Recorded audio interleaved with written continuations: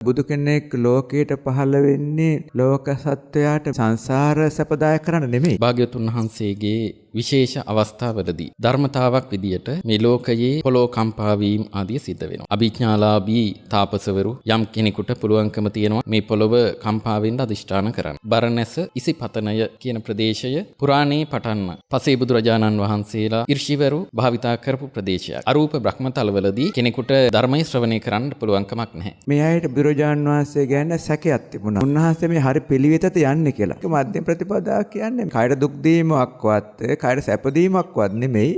මේක ආර්ය අෂ්ටාංග මාර්ගයක්. සමහර මිච්ඡා දිට්ඨික කෙනා හිතන් ඉන්නවා මම සම්මා දිට්ඨිකයි කියලා.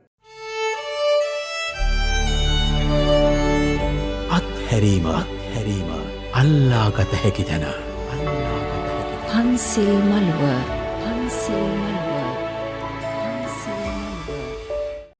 නමෝ තස්ස භගවතෝ අරහතෝ සම්මා සම්බුද්දස්ස නමෝ තස්ස භගවතෝ අරහතෝ සම්මා සම්බුද්දස්ස නමෝ තස්ස භගවතෝ අරහතෝ සම්මා සම්බුද්දස්ස එවං මේ සුතං ඒකං සමයං භගවා වාරාණසියං විහෙරති ඉසිපතනේ මිගදායේ තත්‍ර කෝ භගවා පංචවග්ගියේ භික්ඛෝ ආමන්තේසී ද්වේ මේ භික්ඛවේ අන්තා පම්බජිතේන නසේවිතම්බා යෝ ඡායං කාමේසු කාමසු කල්ලිකානුයෝගෝ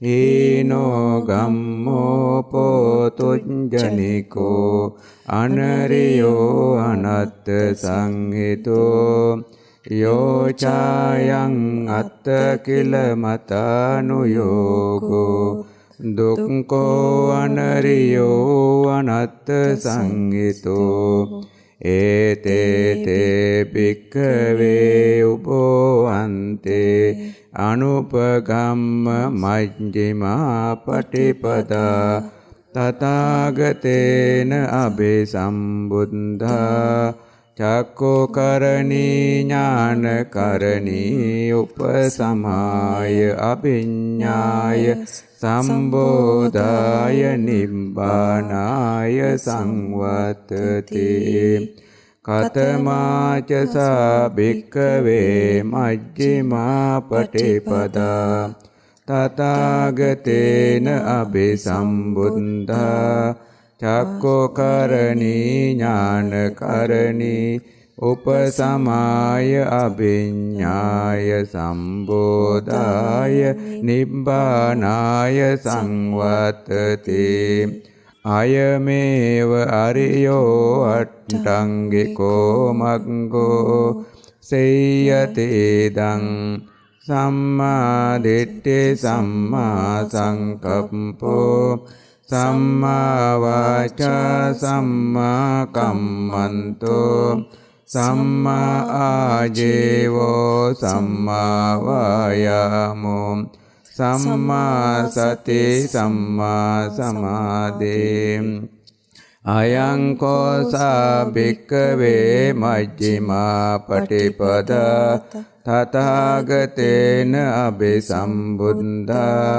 චක්ඛෝ කරණී ඥාන කරණී උපසමාය අභිඤ්ඤාය සම්බෝධාය නිබ්බානාය සංවත්තති ඉදං කෝපන භික්ඛවේ දුක්ඛං අරිය සත්‍යං ජාතිපි දුක්ඛා ජරාපි දුක්ඛා ව්‍යාධිපි දුක්ඛෝ මරණම්පි දුක්ඛං අප්පියේ සම්පයෝගෝ දුක්ඛෝ පියේ විප්පයෝගෝ දුක්ඛෝ යම් පිච්ඡං නලබති තම්පි දුක්ඛං සංකිට්ඨේන පංච උපාදානස්කන්ධා දුක්ඛා ඉදං කෝපන භික්ඛවේ දුක්ඛ සමුදයං අරිය සත්‍යං යායන් තණ්හා පොනෝ භවිකා නන්දි රාග සාගතා తත්‍ර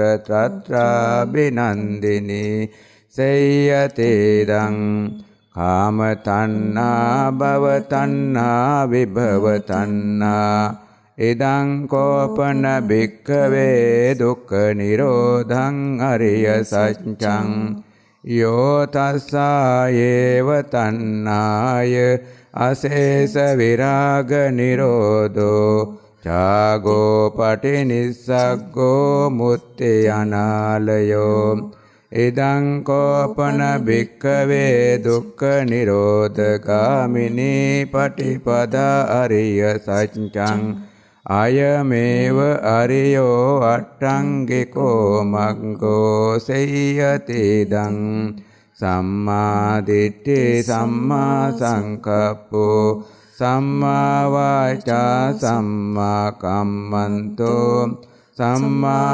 ආජීවෝ සම්මා වායාමෝ සම්මා සති සම්මා සමාධිති. साधु साधु साधु. जातिपि दुःखा जरापि दुःखा मरणंपि दुःखा अप्रियेहि संपयोगो दुःखो विप्पयेहि संपयोगो दुःखෝ. අපිට මේ මිනිස්සෙක් හැටියට සත්වයක් හැටියට විඳින්නට සිද්ධ වෙන පොදු ධර්මතාවයන්, මේ පොදු ධර්මතාවයන්හි සත්වයාට දැනෙන දුක, සත්වයා විඳින දුක පිළිබඳ අපරිමිත කරුණාවෙන් මෛත්‍රියෙන් අවබෝධයෙන් බැලූ උන්වහන්සේ මේ උතුම් දේශනය සෑම සත්වයාටම අදාළ වන, ඒ වගේම මේ පැවැත්ම භවය පුරා දිව යන මේ ගමන නැවැත්වීමේ ආරම්භය පස්වග මහණුන් උදෙසා ඒ උතුම් ධම්මචක්කප්පවත්තන සූත්‍රය දේශනාවත් සමග අප සියලු දෙනාටම මේ දුක නැති කිරීමේ සංඥාව උන්වහන්සේ පෙන්වා දෙනවා. ඒ සංඥා එලි දැල් වෙනවා කියලා කිව්වොත් වඩාත් නිවැරදි. ඉතින් අපි මේ සවස් කාලයේ ඉසිපතනේ මිගදායමයි රැඳී සිටින්නේ. ගෞරවනීය මහා සංඝරත්නය අභිමුව උන්වහන්සේලා ඇසුරු කරමින් මේ උතුම් ධර්මයේ සාකච්ඡා කරන්න අප සියලු දෙනාටම අවස්ථාව උදා වෙලා තියෙනවා. නා වූ ආරණ්‍ය සේනාසනාධිපති පූජ්‍ය අගුල්ගමී ආර්යනන්ද අපේ ගෞරවනීය ස්වාමින් වහන්සේ, ඒ වගේම දිද්දෙනියේ ආර්ය දස්සන ගෞරවනීය ස්වාමින් වහන්සේ, පූජ්‍ය කලවානේ ධම්මකෝවිද ගෞරවනීය ස්වාමින් වහන්සේ, ඔබ වහන්සේලාගේ ඇසුර සැපක්මයි. සංඝ රත්නය පහළ වුණු තැන, සංඝ රත්නය පහළ වුණු අවස්ථාව සිහිපත් වෙනවා. සම්බුදු පියාණන් වහන්සේගේ දහම දරාගෙන ලෝකයට දේශනා කරන්නට උන්වහන්සේගේ ශ්‍රාවක සංඝ රත්නය, ඒ ශ්‍රාවක පුත්‍රයන් බිහි වුණු තැන අපේ ස්වාමීන් වහන්සේ තාමත් ගෞරවයෙන් ආරාධනා කරනවා. අපි අද මේ සූත්‍රය මේ සවස් කාලයේ මේ සූත්‍රය පිළිබඳව අපේ ගෞරවනීය මහා සංඝරත්නයෙන් පැහැදිලි කරගන්න උත්සාහ කරන්නේ. ආර්ය අෂ්ටාංගික මාර්ගයෙන් චතුරාර්ය සත්‍යයට යන විදිහ උන්වහන්සේ මැනවින් දේශනා කරනවා. උන්වහන්සේ අවබෝධය තුලින්ම දේශනා කරනවා. හිතලුවක් නෙමෙයි, කවුරුත් කිව්ව දෙයක් නෙමෙයි. උන්වහන්සේ අවබෝධ කරගත් අවබෝධ ඥාණයෙන්මයි උන්වහන්සේ දේශනා කරන්නේ. ගෞරවනීය ස්වාමීන් වහන්සේ බොහොම ගෞරවයෙන් අපේ නාවෙනේ ආරණ්‍ය සේනාසනාධිපති පූජ්‍ය අකුල්ගමී ආර්යනන්ද ගෞරවනීය ස්වාමීන් වහන්සේට ආරාධනා කරනවා. අපි ආරම්භයක් ගනිමු. එදා දවසත් ස්වාමීන් වහන්සේ මේ වගේම සවස් කාලයක්ද උන්වහන්සේ මේ ධම්සක් පැවතුම් සූත්‍ර දේශනා කරන්නේ පස්වග මහණුන් සම්බන්ධ කරගෙන. ඒත් මේ වගේ වෙලාවක්ද?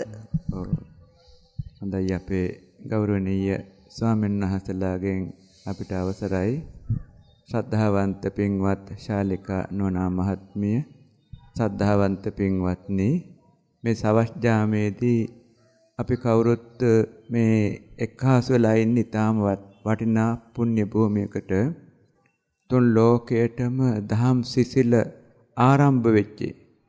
ඉතින් මේ ධම්මචක්ක සූත්‍ර දේශනාවේ සඳහන් වෙනවා දසදහස් ලෝක ධාතුවක් කම්පණය කරමින් බුද්ධ වචනය ලෝකයට විවර වෙච්චි පුණ්‍ය භූමිය තමයි මේ බරණැස ඉසිපතන මිගදාය පුණ්‍ය භූමිය. පින්වත් නෝනා මහත්මිය, අපේ තථාගත සම්මා සම්බුදුරජාණන් වහන්සේ දෙසන දහම එහෙමයි ස්වාමීන් වහන්සේ. 84000ක් ධර්මස්කන්ධය අති විශාල ප්‍රමාණයක්. මහා සාගරයක් වගේ. එතන මේ මහා සාගරයක් වූ තරම් ධර්මය බුදුරජාණන් වහන්සේට පුළුවන් එක පූංචි කරලා පොඩි දෙයකින් පෙන්වන්න. එහෙමයි ස්වාමීන් හරියට වහන්සේ. මහා සාගරයේ උපමාවකින් ගත්තොත් සියලු ජල බිඳු ලුණු රසෙන් යුක්තයි. එහෙමයි. එක බිඳුවක ගත්තාම මේ බිඳුව තමයි බිඳු ලොකු ප්‍රමාණයක්. මහා සාගරයක් තරම් පිරෙන්න ප්‍රමාණයක් පැතිරලා තියෙනවා. අන්න එවැනි මුළු ත්‍රිපිටක ධර්මමම සම්පින්ඩණය කරලා ඔක්කොම එක්කාසු කරලා දේශනා කරපු දේශනාවක් තමයි මේ ධම්මචක්කප්පවත්තන සූත්‍ර දේශනාව කියලා කියන්නේ. මුළු ප්‍රතිපදාවන් ඔක්කොම එක්කව කරලා තියෙනවා. බුදුරජාණන් වහන්සේගේ දේශනා කරන සියලු ප්‍රතිපදාවන් ඔක්කොම එක්කව කරලා. එහෙමයි ස්වාමීන් ඒ වහන්සේ. ඔක්කොම කැටි කරලා එක තැනකට අරගෙන පුංචි කරලා දේශනා කරපු දේශනාවක්. ඒතර මේ 84000 ධර්මස්කන්ධය වර්ග වශයෙන් අපි කඩලා බලපුවාම පින්වත් නෝනා මහත්මිය පෙන්වන්නේ මේ චතුරාර්ය සත්‍ය අවබෝධයට. එහෙමයි ස්වාමීන් වහන්සේ. ඒතර මේ චතුරාර්ය සත්‍ය පිළිබඳව ලෝකයා ඒ කාලේ දන්නේ නැහැ. බුදුරජාණන් වහන්සේ අවබෝධ කරගෙන පළමුවෙන්ම ලෝකයාට චතුරාර්ය සත්‍ය පිළිබඳවත් ඒක අවබෝධ කරගන්න හේතුව මොකද කියන එකත් ඒක අපි ඒ වගේම අවබෝධ කර යුතු මාර්ගය කොහොමද කියන එකත් ඔක්කොම ඇතුළත් කරලා දේශනා කරන්නට යෙදුනා වූ දේශනාවක් තමයි මේ ධම්මචක්කප්පවත්තන සූත්‍ර දේශනාව. එහෙමයි ස්වාමීන් වහන්සේ. මේ දේශනාවට අති විශාල ප්‍රමාණයක් මිනිස්සුયો ප්‍රියයි. ඉතින් ඒ අය අතරින් තේරුම දැනගෙන ප්‍රිය වෙන කට්ටියකුත් ඉන්නවා, ගෞරවය නිසා ප්‍රිය වෙන කට්ටියකුත් ඉන්නවා. හැබැයි දෙවියෝ බ්‍රහ්මයෝ ඊට වඩා විශාල ප්‍රමාණයක් ප්‍රියයි. අදටත් නේද? ඔව් අදටත් ප්‍රියයි. හේතුව ඒ අය මේ තේරුම දන්නවා. ඒ අය අතර බහුතරයක් දෙනා එදා මේ දේශනාව ශ්‍රවණය කරපු අය. එහෙමයි. ශ්‍රවණය කරලා බොහෝ දෙනෙක් සෝහං ආදී මාර්ගඵල ලාභී පත් වෙච්ච අය. අන්න ඒ නිසා එවැනි ශ්‍රේෂ්ඨ දහමක් කැටි කරලා මුල්ම දේශනාවක් වශයෙන් දේශනා කරපු සිද්ධාස්ථානේ තමයි මේ බරණැස ඉසිපතන මෙගදාය. ඊටර පින්වත් නෝනා මහත්මිය සූත්‍ර දේශනාව පිළිබඳව ඊටර කරුණු සාකච්ඡා කරන්න බලාපොරොත්තු වෙන්නේ. බුදුරජාණන් වහන්සේ පළමුවෙන්ම දේශනාවට තෝරාගත්තේ මේක. එහෙමයි ස්වාමීන් වහන්සේ. උන්වහන්සේට වෙන දේවල් කියන්න තිබුණා. නමුත් මේ මොකක්ද අවබෝධ වෙච්ච ධම පිළිබඳව මොකද මේ වෙනකොට පස්සක තවුසන්ට තාම මේ ශ්‍රවණය කරද්දී පස්සක භික්ෂුන් වහන්සේලා වෙලා නැහැ. එහෙමයි ස්වාමීන් වහන්සේ. ඒ තවුසන්ට මේ දේශනාව දේශනා කරලා මේක අවබෝධ කරවන්න ඕනේ. ඒ නිසායි භාග්‍යවතුන් වහන්සේ පළමුවෙන්ම ඒ අය අරමුණු කරගෙනයි මේ දේශනාව දේශනා කළේ. එහෙමයි. ඉතින් මේ දේශනාවේදී බුද්ධ වචනය විශ්වයට එක්ව වෙන නිසා ලෝක ධාතුවක් තුල තින්න දසදහසක් ලෝක ධාතුවක් තුල දෙවියෝ බ්‍රහ්මියෝ මේවා ශ්‍රවණය කරනවා. ඉතින් ඒ අයටත් බොහෝ දෙනෙකුට මාර්ගඵල ලබන්න මේක උපකාරයක් වෙනවා. ඉතින් ඒ නිසා ඊටාම වටිනා සූත්‍ර දේශනාවක කරුණු කීපයක් අපි සාකච්ඡා කරන්න බලාපොරොත්තු වෙන්නේ. ඉතින් ඒ කරුණු වලින් අපේ මේ සාකච්ඡා කරන කරුණු හොඳට හිතට අපි ගන්න උත්සාහවත් වෙමු. ඒකම අපිට පුළුවන් වෙලාවට හැම වෙලාවක මේ සූත්‍ර සජ්ජහානා කරන්නත් අපි උත්සාහවත් වෙමු. එහෙමයි ස්වාමීන් ඒ සජ්ජහානා කරලා ඒ ධම් කරුණු හිතට අරගෙන ධම් අවබෝධ කරගන්නත් අපි හැමෝම උත්සාහවත් වෙමු. ඒ කියන ආරාධනාව ඇතුව අපි මේ දේශනාව ආරම්භ කරන්න බලාපොරොත්තු වෙමු. ඉතින් පින්වත් නෝනා මහත්මිය මතක් කළා. ඉතින් මේ දුක්ඛාරි සත්‍ය ගැන ජාතිපි දුක්ඛ, ජරාපි දුක්ඛ, ව්‍යාධිපි දුක්ඛ, මරණම්පි දුක්ඛ ආදී වශයෙන් බුදුරජාණන් වහන්සේ මේ චතුරාර්ය සත්‍ය හතරම ගැන කියනවා. එහෙමයි. අපේ ස්වාමීන් වහන්සේ මට සමා වෙන්න. අපිට යම්කිසි අදහසක් දෙනව නේද?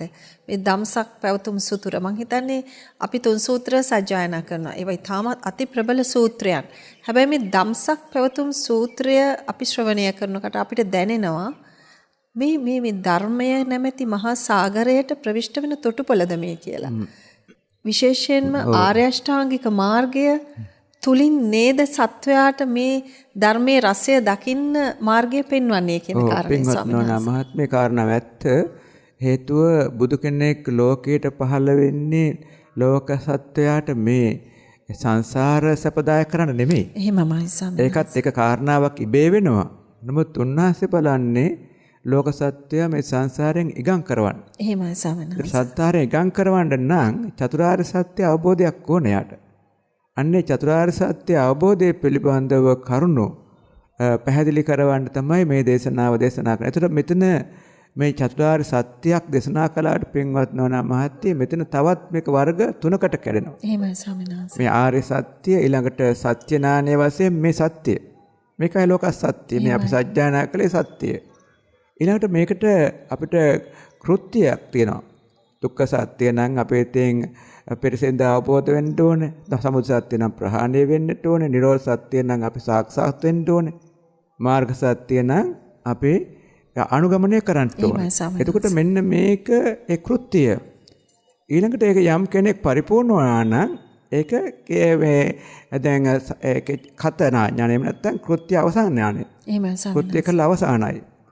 ඒතර අන්නේ භාග්‍යවතුන් වහන්සේ මේ දේ පෙන්වන්න කරන එකින් එක. මහණෙනි මම මේ දුක්ඛ සත්‍ය මේ පිළිබඳව දුක්ඛ සත්‍ය දුක්ඛ සත්‍යයක් වශයෙන් ඒ වගේ දුක්ඛ සත්‍ය අපේ පිරිසිදු අවබෝධ කළ යුතු දෙයක් හැටියට. එහෙමයි. දුක්ඛ සත්‍ය අපි දැන් අවබෝධ කළ හැටියට මම මේ ඔබලාට ප්‍රකාශ කරනවා. කියලා ඉතින් ඒකට දුක්ඛ සත්‍යයත් අර නොවන කියවා වගේ පෙන්වන්න කරනවා. මොකද්ද දුක්ඛ සත්‍ය කියන්නේ?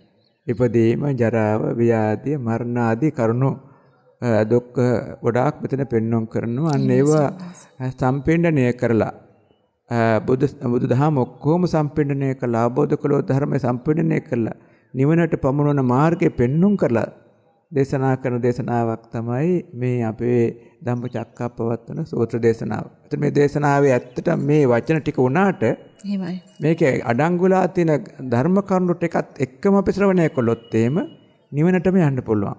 එහෙමයි ස්වාමීන් වහන්සේ. මේක අනුපිළිවෙලින් මාර්ග සත්‍ය වැඩෙන ආකාරය ආර්ය අෂ්ටාංගික මාර්ගය ඒව සම්බන්ධ ඔක්කොම අර වචන වලින් අපි සත්‍යනා කළාට ඇතුලේ තියෙන ධර්ම කරුණු ගොඩාක් ගැඹුරුයි.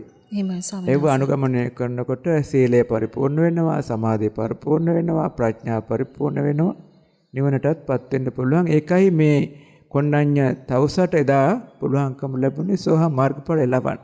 එහෙමයි අපේ ස්වාමීන් වහන්සේ. එහෙමයි. ගොඩක් පිං අපේ ස්වාමීන් වහන්සේ. අපි අපේ පූජ්‍ය දිද්දෙනී අරිය දස්සන ගෞරවනීය ස්වාමීන් වහන්සේටත් මේ මොහොතේදී ආරාධනා කරන්න කැමතියි. අපි එකින් එක දැන් අපේ ලොකු ස්වාමීන් වහන්සේ අපිට බොහොම කරුණාවෙන් මේ සූත්‍රය පිළිබඳව පසුබිම පිළිබඳව අපි කොහොමද මේ මාර්ගයේ යන පුද්ගලයෝ හැටියට මේ සූත්‍රය ඇසුරු කළ යුත්තේ කියන කාරණේ පැහැදිලි කර දුන්නා. අපි මුල සිට අපේ ස්වාමීන් වහන්සේ මේ සූත්‍රය කොටස් වශයෙන් අපේ ශ්‍රාවකයාට පැහැදිලි කර දෙන්න පුළුවන් නම් ඉතාමත් වැදගත් කියලා මම හිතනවා. මොකද අපිට පිටිපස්සෙන් මේ දර්ශනය වෙන්නේ උන්වහන්සේ ශරීරයට සුවය විඳීම කියනක අත්හැරලා දුෂ්කර ක්‍රියා කරන අවධියේදී උන්වහන්සේට ඕටන් කරපු ඒ පස්වග මහණුන් උදෙසා මේ ධම්සක් පැවතුම් සූත්‍රය දේශනා කරපු උතුම් ස්ථානය. ඉසිපතන මිගදායේ මේ උතුම් ස්ථානය තමයි පිටිපස්සෙන් ඔබට දර්ශනය වෙන්නේ. ඉතින් අපි එහෙමනම් උන්වහන්සේ දේශනා කරපු සත්‍ය ධර්මය උන්වහන්සේගේ මග යන්න වුන් හැටියට මේ මොහොතේදී අපි සාකච්ඡා කරනවා ගෞරවනීය මහා සංඝරත්නය සමග. ඉතින් ඔබත් ශ්‍රාවකයෝ හැටියට මේ පැහැදිලි කරන කාරණාවන් ජීවිතයට දරා ගන්න ප්‍රායෝගිකව පුහුණු කිරීම කරන්න කියලා පන්සිල් මළුවේදී අපි ඔබට ආරාධනා කරනවා. අපේ ස්වාමීන් වහන්සේ අවසරයි. ගෞරවනීය ලොකු ස්වාමීන් වහන්සේ ප්‍රධාන මහා සංඝරත්නයන් අවසරයි. ශ්‍රද්ධා බුද්ධ සම්පන්න ශාලිකානුන් අයතුරු පින්වතුනි, ලොකු ස්වාමීන් වහන්සේ පැහැදිලි කළා වගේ ඇත්තටම භාග්‍යවතුන් වහන්සේගේ මේ නිවන් මාර්ගය පිළිබඳව මුලපටන් ඒ නිවන් වැඩිය යුතු ආකාරය පිළිබඳව පැහැදිලිව දේශනා කෙරෙන ඒ සියලු ධර්මය කෙටි කරලා දක්වන බොහොම වටිනා සූත්‍ර දේශනාවක් අපේ මේ ධම්සක් පැවතුම් සූත්‍ර දේශනාව කියලා කියන්නේ. ඒතර මේ සූත්‍ර දේශනාවේදී ආරම්භයේදීම සඳහන් කරනවා අපි කොහොමද මේ නිවන් මාර්ගය නිවැරදි මාර්ගය වඩද්දී අන්තයන්ටපත් නොවි ඒ නිවැරදි මාර්ගයේ ගමන් කරන්නේ කියන කරුණ. අපි මට සමාවෙන්න මට අපේ ලොකු ස්වාමීන් වහන්සේගේ පැහැදිලි කිරීමේදී මට හිතුණා මේ කාරණේත් අපේ ශ්‍රාවකයෝ වෙනුවෙන් පැහැදිලි කරගන්නවා නම් හොඳයි කියලා දසදහසක් ලොව කම්පා කරවමින් සජ්ජායනා කරනු සූත්‍රයක්. එතකොට ශ්‍රාවකයෙක්ට මේ වෙලාවේ දැනෙන්න පුළුවන් අහන කෙනෙකුට මොකක්ද මේ දසදහසක් ලොව කියලා කියන්නේ? මගේ භාග්‍යවතුන් වහන්සේ එච්චරටම ශ්‍රේෂ්ඨ භාග්‍යවතුන් වහන්සේ කෙනෙක් වෙන්නේ කොහොමද? කොහොමද මේ ලෝක කම්පා වුනේ මේ සත්‍ය ධර්මයේ ඉදිරියේ කියන කාරණය ස්වාමීන් වහන්සේ? ඔව් තෙරුවන් සරණයි. ඒ කාරණාව පිළිබඳව ධර්මයේ පැහැදිලි කරනවා. හොඳයි. භාග්‍යවතුන් වහන්සේගේ විශේෂ අවස්ථාවලදී ධර්මතාවක් විදියට මේ ලෝකයේ පොළොව කම්පා වීම ආදී සිද්ධ වෙනවා.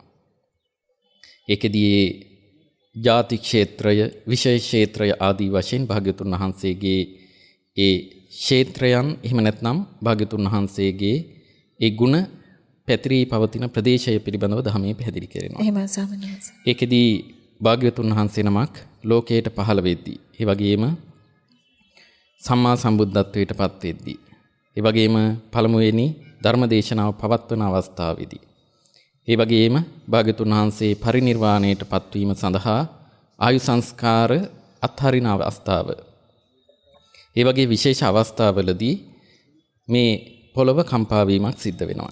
එතකොට ඒ විදිහේ පොළව කම්පා වීමක් කියලා කියද්දී කෙනෙකුට හිතෙන්න පුළුවන් අර පිරිසට හානි වෙන විදිහේ ඒ විශාල භූමි කම්පාවක්ද කියන එක.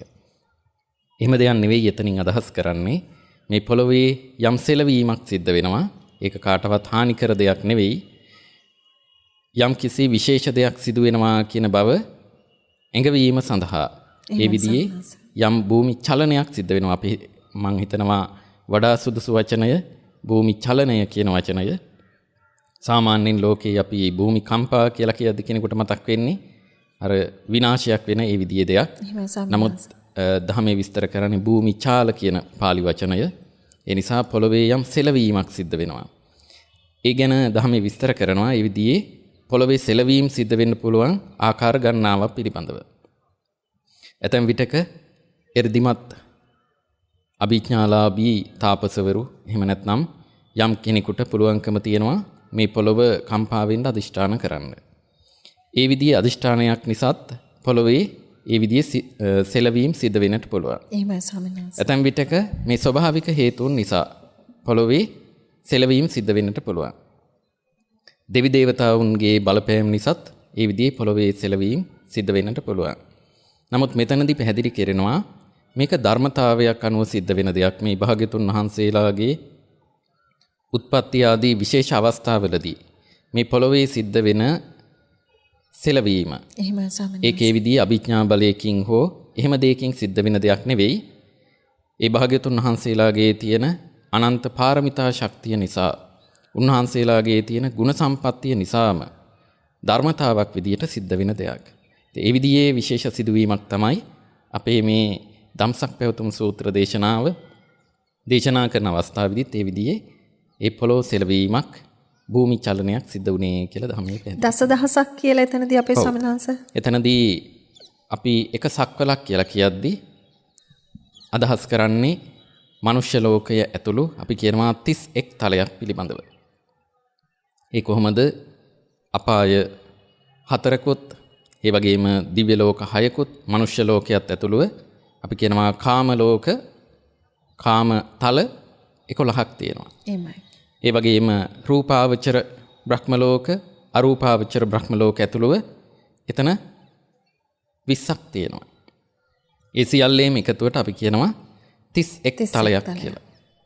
ඒ 31 තලයක් කියන ඒ භවයන් සියල්ලම එහෙම නැත්නම් මේ ලෝක සියල්ලම එකතුවට අපි කියනවා එක සක්වලක් කියලා. එහෙමයි ස්වාමීන් වහන්සේ. ඒතකොට ඒ විදිහේ සක්වල දසදහසක් ප්‍රදේශය තමයි දසදහසක් සක්වල කියලා කියන්නේ. ඒ තරම් ප්‍රදේශ. මට සමා වෙන්න මට මේ ප්‍රශ්නේ මේ වෙලාවෙම අහන්න දෙන්නේ අදටත් ඒ දසදහසක් සක්වල පුරා පවතින උතුම් දහමක් මේ. අනිවාර්යයෙන්ම. ඒ තරම් ප්‍රදේශයක බොහෝ පිරිසක් භාග්‍යතුන් වහන්සේගේ දහම ශ්‍රවණය කරන්න දැන් අපිට හිතෙන්නේ අපිට පේන්න තියෙන්නේ ඇත්තටම මනුෂ්‍ය ලෝකයේ පිරිස මෙතෙන් එකතු වෙන එක විතරනේ. නමුත් අපිට නොපෙනෙන මේ විදිහේ දසදහසක් සක්වල ප්‍රදේශවලින් දෙවිවරු විතරක් නෙවෙයි මහා බ්‍රහ්මිය බොහෝ පිරිසක් භාග්‍යතුන් වහන්සේගේ ධර්මයේ ශ්‍රවණය කරන්න ඒ විදිහට පැමිණියා. ඒ අතරින් බොහෝ පිරිසක්, විශාල පිරිසක් 18 කෝටියක් තරම් පිරිසක් කියලා කියවෙනවා පළමුවෙනි ධර්ම දේශනාවේදී. මාර්ගඵල නිවන් අවබෝධ කරගත්තා. දැන් අපේ මනුෂ්‍ය ලෝකයේ එක මනුෂ්‍ය කෙනෙක් එහෙම නැත්නම් අපේ අභිඥාලාභී තාපසවරු එහෙම නැත්නම් යම් කෙනෙකුට පුළුවන්කම තියෙනවා මේ පොළොව කම්පා වෙන්න අදිෂ්ඨාන කරන්න. පිරිසක් දෙවිවරු බ්‍රහ්මයෝ මාර්ගඵල නිවන් අවබෝධ කරගත්තා. එහෙමයි ස්වාමීන් වහන්සේ. ඒකට අපි තේරුම් ගන්නට ඕන අපිට මේ පේන පිරිසට වඩා ඊටා විශාල පිරිසක් මේ ධර්මය අනුගමනය කරන භාග්‍යතුන් වහන්සේව ශාස්ත්‍රුන් වහන්සේ විදියට පිළිගන්න පිරිසක් අපිට නොපෙනෙන ලෝකේ ඊටා විශාල පිරිසක් වැඩ ඉන්නවා. මාර්ගඵලලාභීන් අරහත්ත්වයටපත් වුණු රහතන් වහන්සේලා විශාල පිරිසක් වැඩ ඉන්නවා. ඒ නිසා අපි හිතනවට වඩා විශාල පිරිසක් මේ ධර්මය පිළිබඳව අවධානයෙන් ඉන්නවා කියන කාරණාවත් අපි මතක් කරගන්නට ඕන. මොකද මේ පිරිස තාමත් ජීවමානයි. මොකද දෙවිවරුන්ගේ බ්‍රහ්මයන්ගේ ආයුෂ ඊටමත් විශාලයි. ඊටමත්ම දීර්ඝයි. ඒ නිසා ඒ බොහෝ පිරිසක් තාමත් ජීවමානව සිටිනවා. ඒ අයත් මේ ධර්මය පිළිබඳව ශාසනය පිළිබඳව අවධානයෙන් කටයුතු කරනවා කියන කාරණාවත් අපි මතක් කරගන්නට වැදගත්. විශේෂයෙන්ම ස්වාමීන් වහන්සේ දැන් සමහර බ්‍රහ්ම තලවලට සමහරක් දිව්‍ය තලවලට බුදු පියාණන් වහන්සේ පිරිනිවන් පාලා දින දෙකක් වගේ කෙටි කාලයක්. ඔව් බොහොම කුඩා කාලයක්. ඉතින් ඒ දිව්‍ය ලෝකවල ආයුෂ ගැන ධර්මයේ විස්තර කරනවානේ. ඉතින් අවුරුදු 50ක් 15ම දිව්‍ය තලයේ එක දවසක්. මනුෂ්‍ය ලෝකයේ අවුරුදු 50ක්. ඒ විදිහේ අවුරුදු 500ක් ඒ අයට ආයුෂ තියෙන ওই විදිහට ධර්මයේ පැහැදිලි කරනවා. ඒ නිසා ඊ타ත්ම කුඩා කාලයක් ඒ දිව්‍ය ලෝකවලට මේ අවුරුදු 2500 ගණන වෙද්දී. හොඳයි. 이තින් අපි ශ්‍රාවක ඔබට මතක් කරන්න තියෙන්නේ මේ සත්‍ය වූ ධහම දරාගත් අපට නොපෙනෙන ලෝකවල තලවල ඊ타මත් 이르දිවන්ත ඒ වගේම උසස් මානසික තලයන් වල සිටින නොපෙනෙන සත්වයෝ බොහෝමයක් සිටිනවා. ඉතින් මේ ධර්මයයි ඔබ ඇසුරු කරන්නේ. ඒ නිසා ප්‍රඥාව දියුණු කරගනු පිණිසම මේ දහම තුල අප්‍රමාදීව කටයුතු කරන්න කියලා මතක් කරනවා. අපේ ස්වාමීන් වහන්සේ අපි මේ සූත්‍රයේ කොටසක් එහි අර්ථය කොටසක් අපි පැහැදිලි කරගනිමු. අද අපි උතුම් නාවනේ මේ ආර්ය මහා සංඝරත්නය උන්වහන්සේලා තමයි මේ සම්බන්ධ වෙලා අපි කෙරෙහි අනුකම්පාවෙන් වැඩම කරලා මේ සූත්‍රය අද මේ මොහොතේදී අපි පැහැදිලි කරගන්නේ උන්වහන්සේලාගෙන්. අපි සමනස අපි කොටසක් පැහැදිලි කරගනිමු. කොයි විදිහටද දැන් ප්‍රවිෂ්ඨ වෙන්නේ කියන කාරණේ මේ පස්වග මහණුන්ගේ මනස්තල බලමින් උන්වහන්සේලාට මේ උතුම් සූත්‍රය මුලින්ම දේශනා කළ යුතුයි කියලා බුදු පියාණන් වහන්සේ තීරණය කරනවා. ඒකට හේතු වෙච්ච කාරණාත් අපේ ලොකු ස්වාමීන් වහන්සේ පළවෙනි වැඩසටහනදී අපිට මතක් කරා. ඉතින් ඒ වගේ ස්වාමීන් වහන්සේ ක්‍රමක්‍රමයෙන් මේ මනස විකසිත වන විදිහට මේ ධම්සක් පැවතුම් සූත්‍රය කොහොමද උන්වහන්සේ සජ්ජායනා කළේ? දේශනා කළේ? ඔව්. තෙරුවන් සරණයි. අතර මේ ධර්ම දේශනාව පිළිබඳව සඳහන් කරද්දී මේ ස්ථානයේ පිළිබඳවත් විශේෂයෙන් අපි දැනගන්න එක වැදගත්. ඒ පිළිබඳව ලොකු ස්වාමීන් වහන්සේ යම් කරුණු ටිකක් සඳහන් කරපු නිසා ඒ පිළිබඳව අපි පැහැදිලි කරන්නට බලාපොරොත්තු වෙන්නේ නැහැ. එතකොට මේ බරණැස ඉසිපතනය කියන ප්‍රදේශය පුරාණයේ පටන්ම පසේ බුදුරජාණන් වහන්සේලා ඒ වගේම තවත් බොහෝ ඍෂිවරු පරිහරණය කරපු භාවිතා කරපු ප්‍රදේශයක්. ඒ නිසායි ඉසිපතන කියන ඒ වචනේ පවා භාවිතයට යෙදුනේ කියලා සඳහන් වෙනවා. එහෙමයි. ඒ නිසා ඒ වගේ වටිනා තැනක භාග්‍යතුන් වහන්සේ මේ ධර්මදේශනාව පවත්වන්නට යෙදුනේ. ඒකෙදී ආරම්භයේදීම භාග්‍යතුන් වහන්සේ මේ ධර්මය තමන් වහන්සේ අවබෝධ කරගත්තු ධර්මය පිළිබඳව බෝධිමූලයේදී සම්මර්ෂණය කරනවානේ. එහෙමයි. ඒ සම්මර්ෂණය කරන වෙලාවේදී භාග්‍යතුන් වහන්සේට අවබෝධ වෙනවා මේ තමන් වහන්සේ අවබෝධ කරගත්තු ධර්මය ඊ타ත්ම සියුම්. ඒ වගේම පහසුවෙන් අවබෝධ කරන්නට බැරි. ඒ වගේම කෙලෙස් සහිත පුද්ගලයන්ට අවබෝධ කරගන්නට බැරි ඊ타ත්ම ගම්භීර ධර්මයක්. එහෙමයි ස්වාමීන් වහන්සේ. තමන් වහන්සේ සාරා සංකේය කල්පලක්ෂ ගණන් පාරමී ධර්ම සම්පූර්ණ කරලා ඉන්ද්‍රිය ධර්ම ශක්තිමත් කරගෙනයි මේ தത്വයටපත් උනේ. එහෙමනම් මේක සාමාන්‍ය ලෝකයේ ඉන්න මේ කෙලෙස් බහුල පුද්ගලයින්ට අවබෝධ කරගන්නට පුළුවන් වෙයිද කියලා ඒ විදිහේ භාග්‍යතුන් වහන්සේට අදහසක් ඇති වෙනවා. ඒ වෙලාවේදී ඒක ධර්මතාවක් විදියට භාග්‍යතුන් වහන්සේලාගේ චිත්තසංතානයේ පහළ වෙන අදහසක්. ඒකෙදි පැහැදිලි කරන්නේ භාග්‍යතුන් වහන්සේ මේ අවස්ථාව වෙද්දී මේ ලෝකයේ පිළිබඳව ආවර්ජනා කරලා දැකලා බලලා තිබුණේ නැහැ. ඒ වෙලාවේදී තමයි ඒ සම්පති බ්‍රහ්ම රාජයා එහෙමයි ස්වාමීන් පැමිණිලා භාග්‍යවතුන් වහන්සේට ආරාධනාවක් කරන්න මේ ධර්මය දේශනා කරන්න. ඒ අවස්ථාවේදී භාග්‍යවතුන් වහන්සේ මේ ලෝකය පිළිබඳව ආවර්ජනා කරලා බලනවා. එහෙමයි. ඒතකොට ඒ විලාවේදී තමයි භාග්‍යවතුන් වහන්සේ දකින්නේ මේ ලෝකයේ විවිධාකාරයේ ප්‍රඥාව තියෙන සත්වයෝ ඉන්නවා. හරියට අර නෙළුම් විලක ඒ නෙළුම් මල් විවිධ අවස්ථාවන් වල තියෙනවා වගේ. හොඳින් වතුරෙන් උඩට මතුවෙලා පිපෙන්නට සූදානම් වෙලා ඉරේලිය බලාපොරොත්තුවෙන් තියෙන නෙළුම් මල් තියෙනවා. එතෙම් නෙළුම් මල් තියෙනවා වතුරේ ආසන්නයටම පැමිණිලා තව ඉරේලිය ටිකක් ලැබුණම ඉක්මනින් පිපෙන්නට සූදානමින් තියෙන. ඒ වගේම තවත් නෙළුම් මල් තියෙනවා වතුරේ ටිකක් උඩට ඇවිල්ලා වතුරෙන් යට නමුත් වතුරේ මැදේ තියෙන ඒ පඳුරෙන් ටිකක් උඩට ඇවිල්ලා තියෙන නෙළුම් මල් තියෙනවා. තවත් නෙළුම් මල් තියෙනවා ඒ පඳුරේම සැකසিলা ඇතැම් මේවා එතනම නරක් වෙලා විනාශ වෙලා යන විදිය. එහෙමයි ස්වාමීන් වහන්සේ. මේ විදියටම භාග්‍යතුන් වහන්සේ මේ ලෝක සත්වයින්ගේ වෙනසක් දැක්කා කියලා ධර්මයේ පැහැදිලි කරනවා. එහෙමයි. ඉතින් ඒ ගැන අපි කරුණු සියල්ල පැහැදිලි කරන්න කාලෙ මදි වෙයි.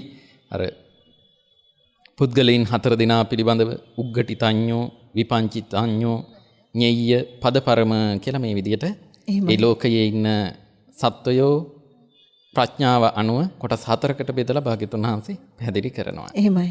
අපේ ස්වාමීන් වහන්සේ පළවෙනි වැඩසටහනේදී අපිට මේ පුද්ගලයෝ සතර ආකාරයේ පුද්ගලයෝ ගැන උදේ වැඩසටහනේදී පැහැදිලි කරලා දුන්නා බොහොම කරුණාවෙන්. මම හිතන්නේ ඒක පසුබිමක් වේවි.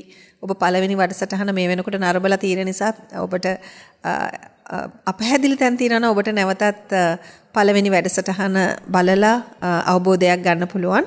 අපි ස්වාමීන් වහන්සේ අපි ඉදිරියට කරගෙන යමු. ඊයින් පසුව භාග්‍යවතුන් වහන්සේ මේ තමන් වහන්සේ අවබෝධ කරගත්තු ධර්මය දේශනා කරන්න සුදුසු අය කවුද කියලා විමසලා බලනවා. එහෙමයි. අන්න ඒ අවස්ථාවේදී තමයි භාග්‍යවතුන් වහන්සේට දකින්නට ලැබෙන්නේ.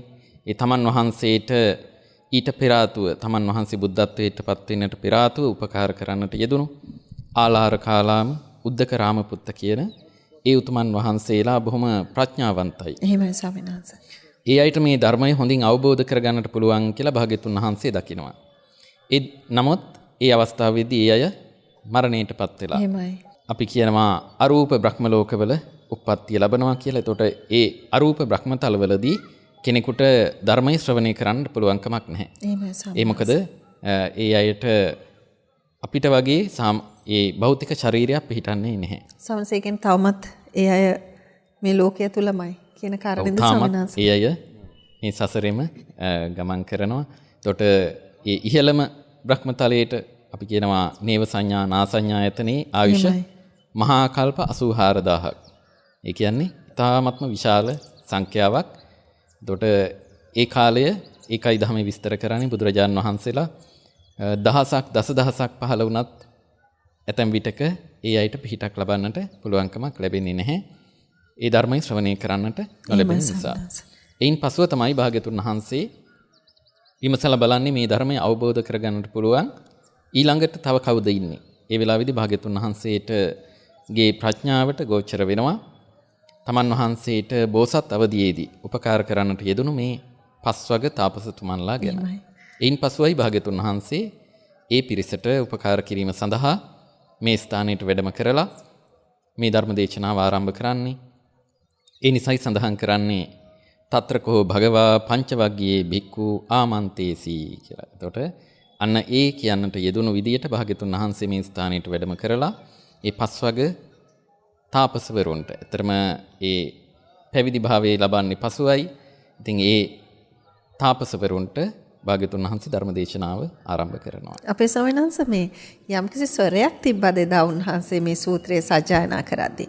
එහෙම නැත්නම් ධර්ම දේශනයක් ආකාරයට උන්වහන්සේ මේ සජ්ජායනා කරන්නේ.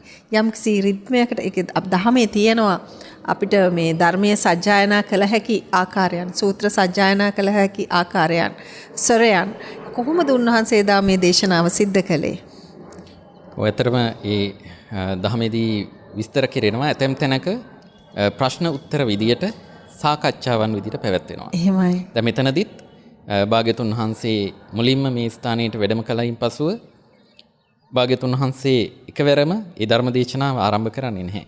මුලින්ම ඒ නිසයි ඒ පිරිසගෙත් අදහසක් ඇති වෙනවා දැන් භාග්‍යතුන් වහන්සේ මේ විදියට දුෂ්කර ක්‍රියා ආදී සිද්ධ කරලා කාලයක් ඒ ප්‍රතිපදාව අතහැරලා ඊට පසුව භාග්‍යතුන් වහන්සේ මේ මධ්‍යම ප්‍රතිපදාව එහෙම නැත්නම් අර අධික ශරීරයට දුක් දීමේ අන්තයත් අතහැරලා කාමසුකල්ලිකානුයෝගයත් අතහැරලා මේ නිවන් මාර්ගයේ තෝරගත්තා. එහෙමයි සර්. නමුත් ඒ පස්වග තාපසවරුන්ගේ අදහසක් තිබුණා නිවන් දකින්නට තියෙන එකම මාර්ගය තමයි මේ ශරීරයට දුක් දීම කියන අදහස. ඒ නිසා තමයි ඒ අය බෝසතාණන් වහන්සේව අතහැරලා ඒ අය භාග්‍යතුන් වහන්සේ බුද්ධත්වයට පත් වෙන අවස්ථාවෙදී භාග්‍යතුන් වහන්සේ ළඟ හිටියේ නැහැ.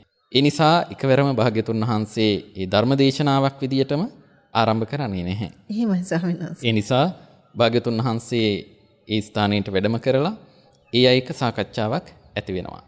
ඒ සාකච්ඡාවේදීත් භාග්‍යතුන් වහන්සේ මතක් කරන්නේ ඉතින් මේ ධර්මය දේශනා කරන්නට පෙර ආතුව කලින් අපි මේ වගේ අවබෝධයක් ලැබුවා කියලා ඒ විදිහට සඳහන් කරලා තියෙනවද මේ විදිහට භාග්‍යතුන් වහන්සේ විමසනවානේ. එහෙමයි.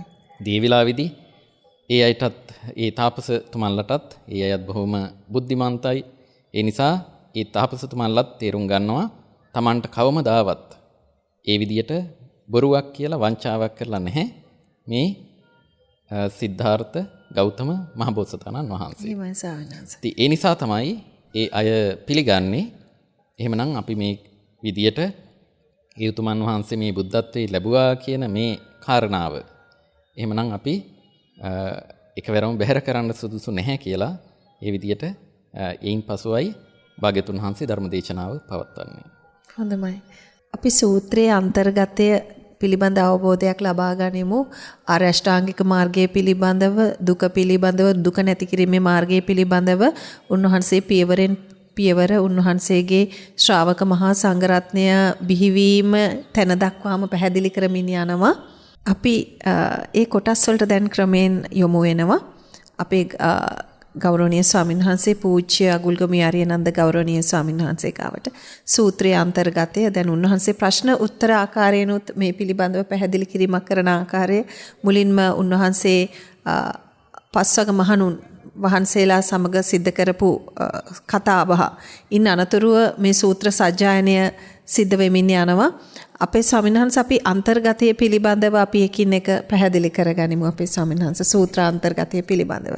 හොඳයි තෙරුවන් සරණයි පින්වත් නෝනා මහත්මිය. ඉතින් මේ පින්වත් නෝනා මහත්මිය ගොඩක් අවස්ථානුකූලව දැන් මේ අදහස් වශයෙන් බලාපොරොත්තු වෙන්නේ මේ සූත්‍රයේ පිළිබඳව අන්තර්ගතය ශ්‍රාවකයට දැනුවත් කරන්න. ඉතින් අපේ පින්වත් හරිදස්සන ස්වාමීන් වහන්සේ ඒ සම්බන්ධව මූලික කරුණු පැහැදිලි කරලා දුන්නා. එහෙමයි. ඒතර කෙනෙකුට හිතන්න පුළුවන් ඇයි භාග්‍යවතුන් වහන්සේ මෙවැනි දේශනාවක් මෙතන පටන් ගත්තේ කියලා.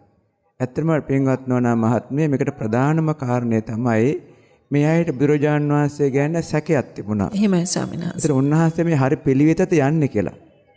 දැන් ඒ බුදුරජාණන් වහන්සේ ඒකයි මේ මැද පිළිවෙත ගැන මේ කියන්නේ. එහෙමයි ස්වාමීන් වහන්සේ. උන්වහන්සේ කලින් හිටියේ විසුරෝම ජීවිතය ගත කළේ මේ කාමසුකල්ලික අනුയോഗය. කියන්නේ රජ කෙනෙක්නේ. එහෙමයි ස්වාමීන් වහන්සේ. සැප සම්පත් වලින් ඉහළම වින්දනය කළා. ඊළඟට නෙක්ඛම් මේ කරලා උන්වහන්සේ උපරිම දුක් විඳමින් ගත කළේ අත්කලමතාන යෝගය. ඒක තමයි මේ අය විශ්වාස කරන් හිටියේ හරි කියලා. එහෙමයි ස්වාමීන් වහන්සේ. ඉතින් නෝනා මහත්මිය එතකොට ඒ දෙකම වැරදි කියන එක බුදුරජාණන් වහන්සේ පෙන්වන්න කරන තමයි මෙතන පටන් ගත්තේ. ද්වේ මේ එක්කවේ අන්ත පබ්බචිතේන නසවිතබ්බ. එතකොට මේ අන්ත දෙකක් තියෙනවා මහණෙනි. මොකද මේ කට්ටිය විශ්වාස කරන්නේ නැහනේ. අපේ බුදුරජාණන් වහන්සේ හරි කියලා විශ්වාස කරන්නේ නැහැ. ඒ නිසා පළමුවෙන් ඒ විශ්වාසය ඇති කෙරෙව්වා. එතකොට ඒ විශ්වාසය ඇති කරා මෙතන මේ මහණෙනි මේ එතනදී මහණෙනි කියන ආමන්ත්‍රණයක් කරනවා. මහණෙනි මේ අන්ත දෙකක් තියෙනවා. ඇයි මේ විශ්වාසය හදන්න එපේ? විශ්වාසය හැදුවා මේ මෙතන මේ කෙනෙකුට මේ කාමසුකල්ලිකාන යෝගේ යන්නත් බෑ. එහෙමයි. ඒක කියොත් ඒ කෙනාටත් මේ සංසාර ගමනේ යන්න වෙනවා. ඒකත් එයාට සාර්ථක ගමනක් නෙමෙයි. ඒක හරි ගියේ නෑනේ. රජ කෙනෙක් වශයෙන් හිටියානේ. ඊළඟ අත්කලමතාණු කාලෙත් ඒකෙත් මේ ධර්ම අවබෝධ වෙන්නේ ඒකත් දුකක් විතරයි. දුක්ඛ අනරිය අනත සංගතෝ. ඒකේ ආර්ථයක් වෙන්නේ නැහැ. ඒකත් දුක් විඳීමක් වෙනවා. ආරි භවයටපත් වෙන්නෙත් නැහැ. ඒ නිසා මහණෙනි මෙන්න මම මැනුම් පිළිවෙතක් මට හම්බුණා. අන්න පුණාසේ පළමුවෙන්ම කියනවා මොකද්ද මේ දෙකෙන්ම මැදි වෙන් වෙච්චි මජ්ක්‍ධිමා පටිපදා. අපේ සමනස සමා වෙන දැන් මෙතනදී උන්වහන්සේට ප්‍රිය වෙන්නේ නැතිනේ පස්වග මහණුන්. ස්වාමීන් වහන්සේ උන්වහන්සේටත් බුදු කෙනෙක් වුණත් ප්‍රියතැන් තියෙනවනේ ස්වාමීන් වහන්සේ. ඉතින් ඒ පස්වග මහණුන් උදෙසා උන්වහන්සේ විසින් ප්‍රත්‍යක්ෂයෙන් මම හිතන්නේ පස්වග මහණුන් දකින්නවනේ කුමාර ජීවිතේ උන්වහන්සේ ගත කරපු ආකාරය. එතකොට උන්වහන්සේගේ ශාරීරිය දි รา ගිය ගසක ස්වරූපේනතුරුම උන්වහන්සේ දුක් විඳ ආකාරය. ඒ එතිනුත් අයින් වෙලා දැන් ඊටමත් ශෝභමහන ආකාරය. දිලිසෙන ශරීරයකින් යුක්තව වර්ණයකින් යුක්තව උන්වහන්සේ මේ දේශනාවට වැඩම කරලා මේ කියන දේ පරම සත්‍යක්මයි කියන කාරණය. අන්න ඒ නිසා තමයි දැන් මෙයාට සැකයි. දැන් බුදුරජාණන් වහන්සේ දැන් ශ්‍රී දේහය බැබලි සමහරට සවනක් ගන්න බුදුරස් මාලාව බැබලි දැන් මේ ඉන්න අවස්ථාවක්. දැන් ධම්මචක්කප්පවත්තන සූත්‍ර දේශනාව දැන් කලින් පින්වත් නෝන මහත්මිය කිව්වාගේ දසදහසක් ලෝක ධාතුවට ආඥාව යන එකක් නේ. එහෙමයි ස්වාමීන් වහන්සේ. ඒකට මේ ආඥාව යනකොට බුද්ධ දේහෙනුත් මේක පැතිරෙනවා. මේ බ්‍රහ්ම රාජුරුන්ට හැමෝටම පේනවා. ඒ වගේම තමයි බුද්ධ වචනේ බුද්ධ චිත්ත බලයෙන් මේක විශ්වයට එක්කව වෙන මේ ශක්තිය. ඒතර දැන් ඔය බුදුරජාණන් වහන්සේ බෝසතාණන් වහන්සේ උප්පත්ති ලැබෙන වෙලාවේදී අපාය ගිනිදැල් පවා නිමුණා කියලා කියන්නේ. අන්න එවැනි සිද්ධ වෙන අවස්ථාවක් මේක. ඒතර මේ වෙනි තැනකදී අර කට්ටියට මේ හැදෙන සැකේ සාධාරණයිනේ. මොකද ඒ කට්ටියට එවැනි වෙලාවට හිතේ තිබුණේ සම්පූර්ණයෙන්ම මේ නිවන් දකින්න පුළුවන් නැත්නම් බුදු වෙන්න පුළුවන් වෙන්නේ අර අන්ත පාරෙම තමයි. එහෙමයි ස්වාමීන් වහන්සේ. ඒක ගිහිල්ලා කවදා හරි දවසක අවසානයේ කියන එක. අන්න ඒ කාරණා හින්දා තමයි පළමුවෙන් ඒ සැකේ අයින් කරේව. එහෙමයි. ඉතින් මේක ඉස්සල්ලා අපේ ස්වාමීන් වහන්සේ කියෝ වගේ පළමුවෙන් සාකච්ඡා ස්වරූපෙන් තමයි මේ දේශනාව ගියේ. එහෙමමයි. හරිම සාර්ථක ක්‍රමයක් නේද අපේ ස්වාමීන් වහන්සේ. ප්‍රශ්න උත්තර හැටියට ඒ කියන්නේ කෙනෙකුට හරියටම මේ ආමන්ත්‍රණය කරන්න පුළුවන් අවස්ථාවක්. බුදුරජාණන් තැනටම ඉස්සරම ගැහුවේ. එහෙමයි. දැන් තමන්ට දැන් මේ ආයත සැකේ තියෙන දර කඩලා ඉන්න එපා. ඒතර ඒ කට්ටියට දැන් සැකයක් තිබුණා මෙයා හරිද වැරදි පාරකද මේ යන්නේ කියන එක.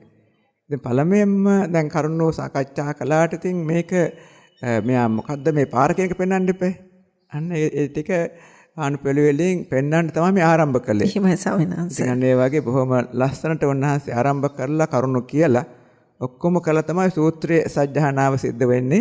ඉතින් අර දේශනාව කරලා ඒ කට්ටිය හොඳම තැනට ආවන් පස්සේ වන්න සූත්‍ර සජ්ජහානාවත් එක්ක දහම් සම්භාෂණයත් එක්ක තමයි මේ සෝහම් මාර්ගඵල ලැබෙන්නේ. ඒතර පින්වත් නෝන මහත්තයෙකුත් ප්‍රශ්නයක් ඇහුවා මේ සූත්‍ර සජ්ජහානාව කොයි ආකාරයෙන්ද සිද්ධ වුනේ කියලා. ඒතර පින්වත් නෝන මහත්මිය දැන් අපි සූත්‍රයක් සජ්ජහානා කරනකොට හිත අරමුණු කරගන්නත් පුළුවන් හිත සමාධි කරගන්නත් පුළුවන් සජ්ජහානා කරන ක්‍රමයක් තියෙනවනේ. එහෙමයි. අන්න ඒක තමයි බුදුරජාණන් වහන්සේ භාවිතා කරන්නේ. මොකද උන්වහන්සේගේ චිත්තය බොහොම සමාධි. ඒ කියන්නේ ආසන්න එකක් මම කියන්නක පෙනාවනේ අරිධම්ම ස්වාමීන් වහන්සේ. ඒතර උන්වහන්සේ බුදු වෙලා නැහැ. නමුත් උන්වහන්සේලා යමක් හිත සමාධි කරගෙන තමයි සජ්ජානා කරන්නේ. එහෙමයි. අන්න එතකොට ඒ ස්වරූපයකට ආසන්න එකක් තමයි භාග්‍යවතුන් වහන්සේ භාවිතා කරන්නේ. මොකද උන්වහන්සේලා දැන් මේ කරුණුව කියනවා කියලා අරයා පිළිගන්න ඕනේ මේක මං කෙනෙක් අහන්න ඕනේ කියන එකක් හිතාන්නේ මේ කියන්නේ. ඒ අයට අචල මෛත්‍රියක් පිහිටුවාගෙන දසදහසක් ලෝකෙට මෛත්‍රිය පිහිටුවාගෙන උන්වහන්සේලා මේක බොහෝම සාන්තව සජ්ජානාව යනවා. එහෙමයි ස්වාමීන් මෙන්න මේ සජ්ජානාවත් එක්ක දැන් අර ආයේ දහම දැන් හොඳට දහම සාකච්ඡා ස්වරූපයෙන් අවබෝධ වෙලා තිබුණේ. එහෙමයි. ගැඹුරින් අවබෝධ වෙලා සූත්‍ර සජ්ජානාවත් එක්ක ඒ අයට ඒ සූත්‍ර සජ්ජානාව සංගනකොට සෝහම් මාර්ගඵලෙ ලබන තැනටපත් වෙනවා. ඒතර පින්වත් නෝන මාත්තුන අතර පළවෙනි ආරම්භ වෙච්ච සූත්‍රයේ මුල් කාරණාව. එහෙමයි. කාමසුකල්ලිකානෝ යෝගෝ හීනෝ ගම්මෝ. මේ විදිහට කාමසුකල්ලිකානෝ යෝගය මෙහිමයි. අත්තකිලමතානෝ යෝගයත් මෙහිමයි. මේකයි දෙකෙන්ම මේකයි මම යන්න බෑ. ඒ නිසා මං අනුගමනය කරා මෙන්න මධ්‍යම ප්‍රතිපදා. ඒක තමයි පින්වත් නෝන මාත්මේ කියන්නේ මොකද්ද මේ මධ්‍යම ප්‍රතිපදා? අය මේව අරියෝ අට්ටංගිකෝ මග්ගෝ.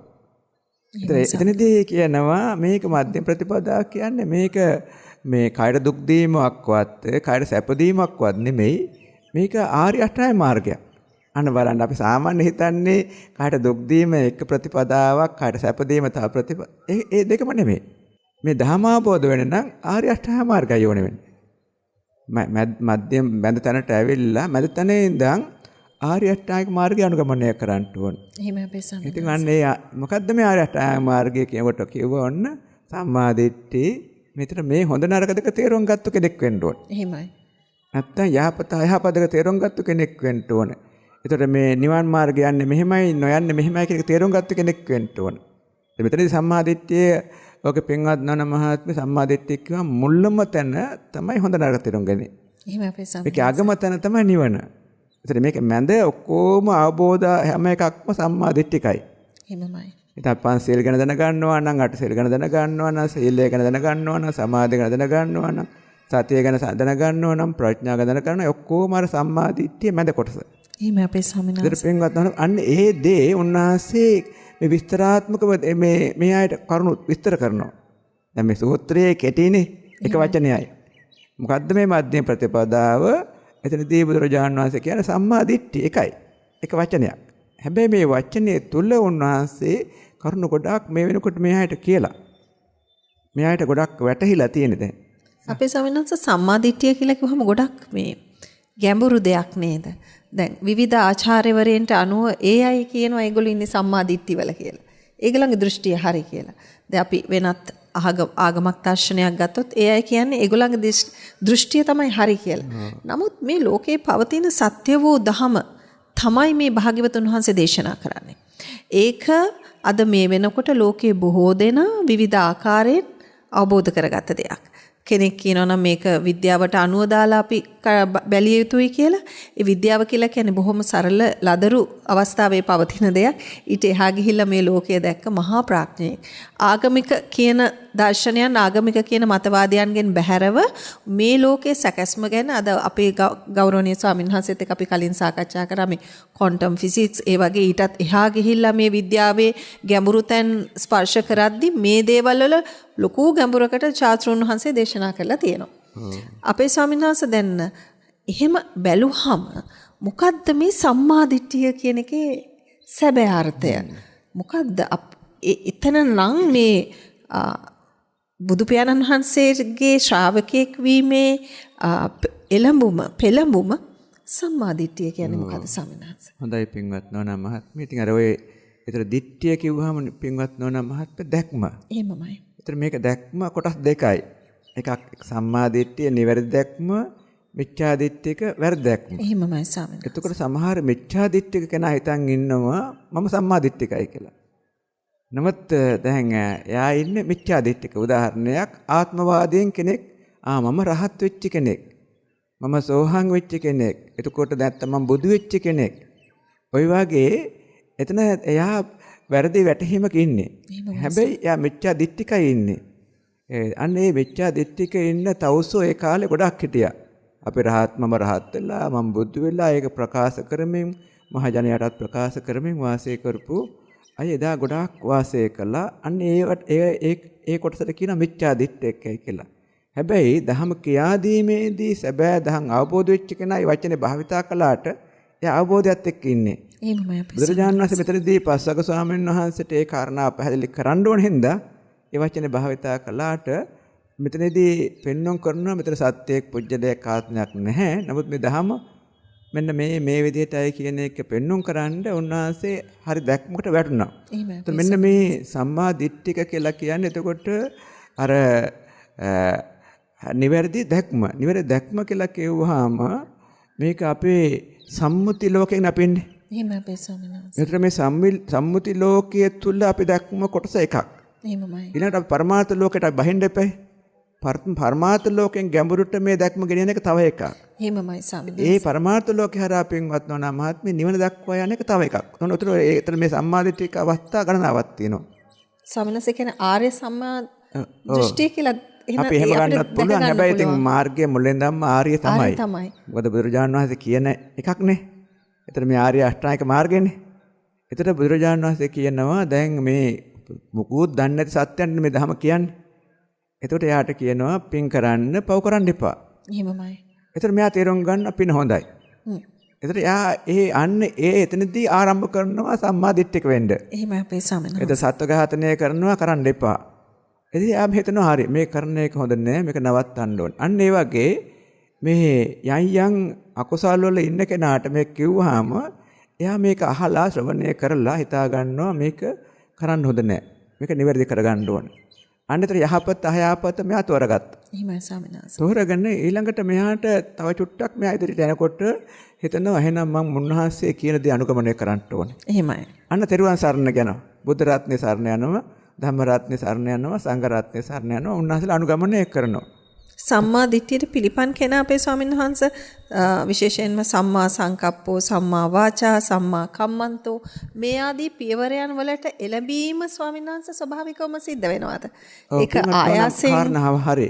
හරි ඒක හරි. මොකද සම්මා දිට්ඨික කියන එක මූල අවශ්‍යම තමයි මුලටම ගත්තේ. එහෙමයි. ඇත්තටම මේක සම්මා දිට්ඨික පරිපූර්ණ වෙන්නේ අන්තිමට. මේක අගට කියවෙන්න ඕනේ. නමුත් අගට කියන්නේ මේ ගමන පටන් ගන්න බෑ මුල අවබෝධයක් නැත්තම්. එහෙමමයි ස්වාමීන් වහන්සේ. දැන් අපිට ප්‍රඥාව හැදිලා පරිපූර්ණ වෙලා නිවන ලබන්නේ පින්වත් නෝනා මහත්මිය අන්තිමට. එහෙමයි අපේ ස්වාමීන් වහන්සේ. ඒතර නිවන පරිපූර්ණ ඒක අන්තිමට තමයි හොඳම ටික හැදෙන්නේ. නමුත් ඒ ටික පටන් ගන්න අපිට හරි දැක්මක් එපයි. එහෙමයි අපේ ස්වාමීන් වහන්සේ. අනේ දැක්මෙන් තමයි මේ ගමන ආරම්භ වෙන්නේ. දැක්මක් නැති කෙනෙකුට මේක ආරම්භ කරන්න බෑ. අන්නේ නිසා අනෙක් හත දිනු කරන්න විදියක් නැහැ මේ දැක්ම නැත්නම්. එහෙමයි ස්වාමීන් අන්න ඒක තමයි භාග්‍යවතුන් වහන්සේ මුලින්ම පෙන්වන්න කරන්නේ සම්මාදිටික. ඉතින් පින්වත් නෝනා කියෝ වගේ මේකේ තියෙන කරුණේදී වැදගත් ඊළඟට දැන් මෙයා ටිකෙන් ටික දහම යනවනේ ගැඹුරට. එහෙමයි. අපි හිතමු අපි කෙනෙක් පූජාවල් කරනවා, බුද්ධ වන්දනාවල් කරනවා, කුසල් දිනු කර ගන්නවා, ලොකු සතුටකින් වාසය කරනවා. ඉතින් මෙයාට තේරෙනවා මීටත් එහා තව යන්න ඕනේ. ඊට පස්සේ හිතනවා එහෙනම් මම සතිය හදා ගන්න ඕනේ. මම සමාධි හදා ගන්න ඕනේ. ආදි වශයෙන් දේවල් අර පින්වත් නෝනා මහත්තයෝ වගේ අර ඊතුරු අංග ටික හදා ගන්න මේක පාරක් කරගන්න. ඉතින් එහෙම ගිහිල්ලා මෙයාට දැන් අර අපි කියන සම්මුතියෙන් හදන්න පුළුවන් සම්මාදිට්ඨියෙන් ඉහළට යනවා මෙයා. හොඳම පුජ්‍යලයක්.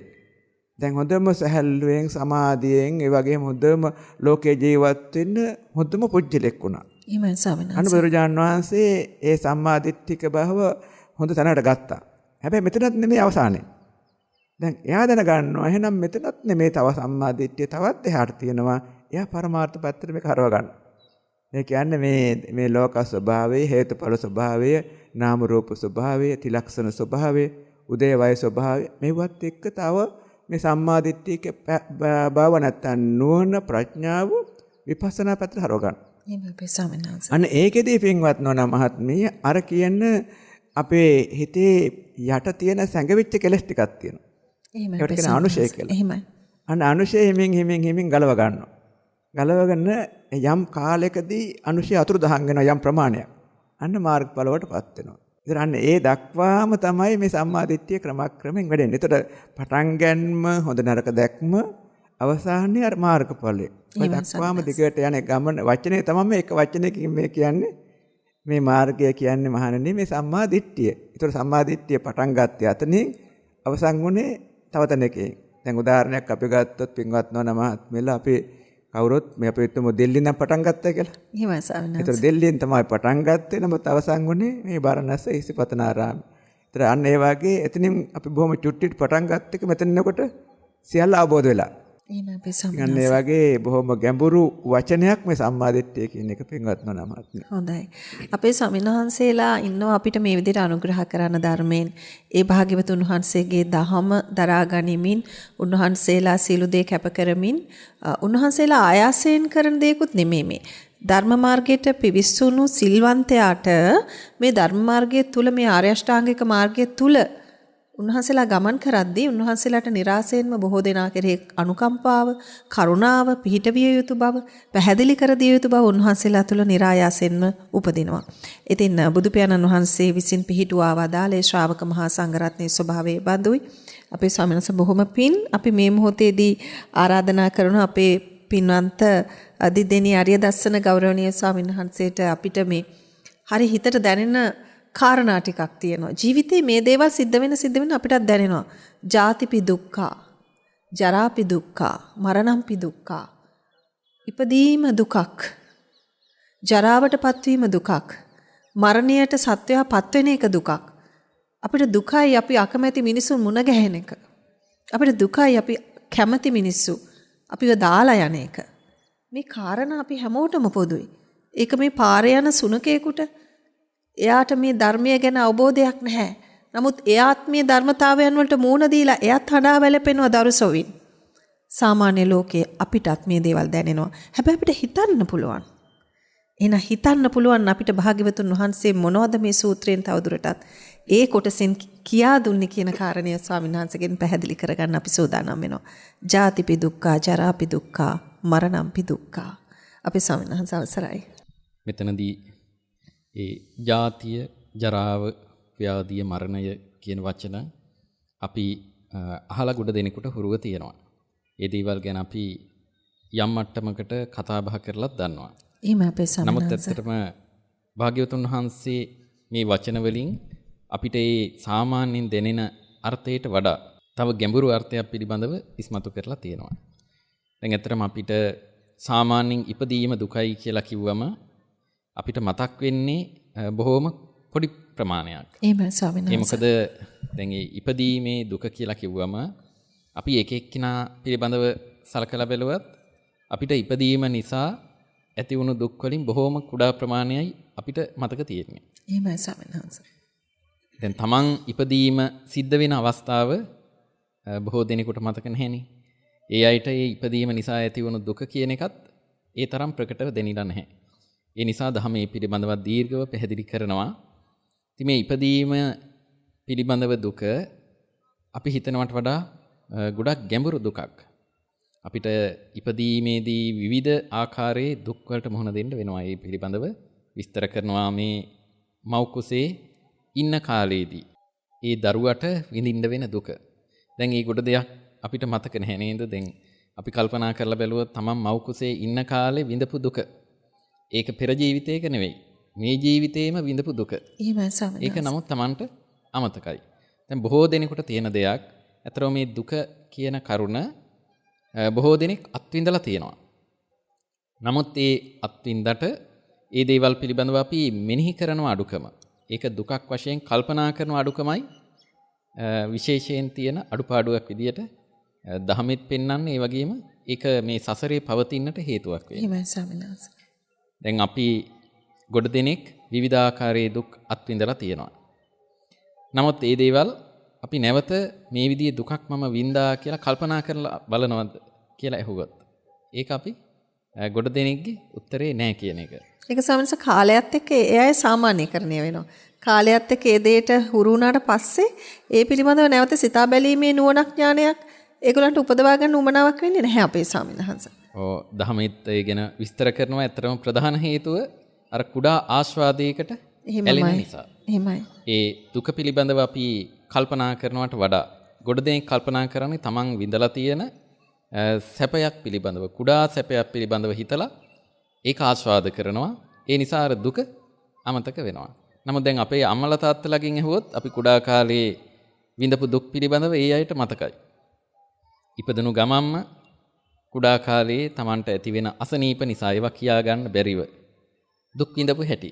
එහෙමයි දැන් ස්වාමීන් මව් වහන්සේ. කුසේම ඉන්න කාලේදී බොහොම අපහසුවෙන් ඉන්නේ. දැන් තමන්ට ඕන විදියට ඉරියව් පවත්වන්න පුළුවන්කමකුත් නැහැ මේ කුඩා දරුවට. එහෙමයි ස්වාමීන් වහන්සේ. බොහොම පිළිකුල් ස්ථානයක ඉන්න වෙලා තියෙන්නේ. බොහොම බාධා සහිත තැනක ඉන්න තියෙන්නේ. ඒක දැන් පෙර ජීවිතයක් නෙවෙයිනේ. එහෙමයි. දැන් කෙනෙක්ගෙන් අහලා බැලුවොත් මේ දුක කෙනෙකුට මතකද කියලා?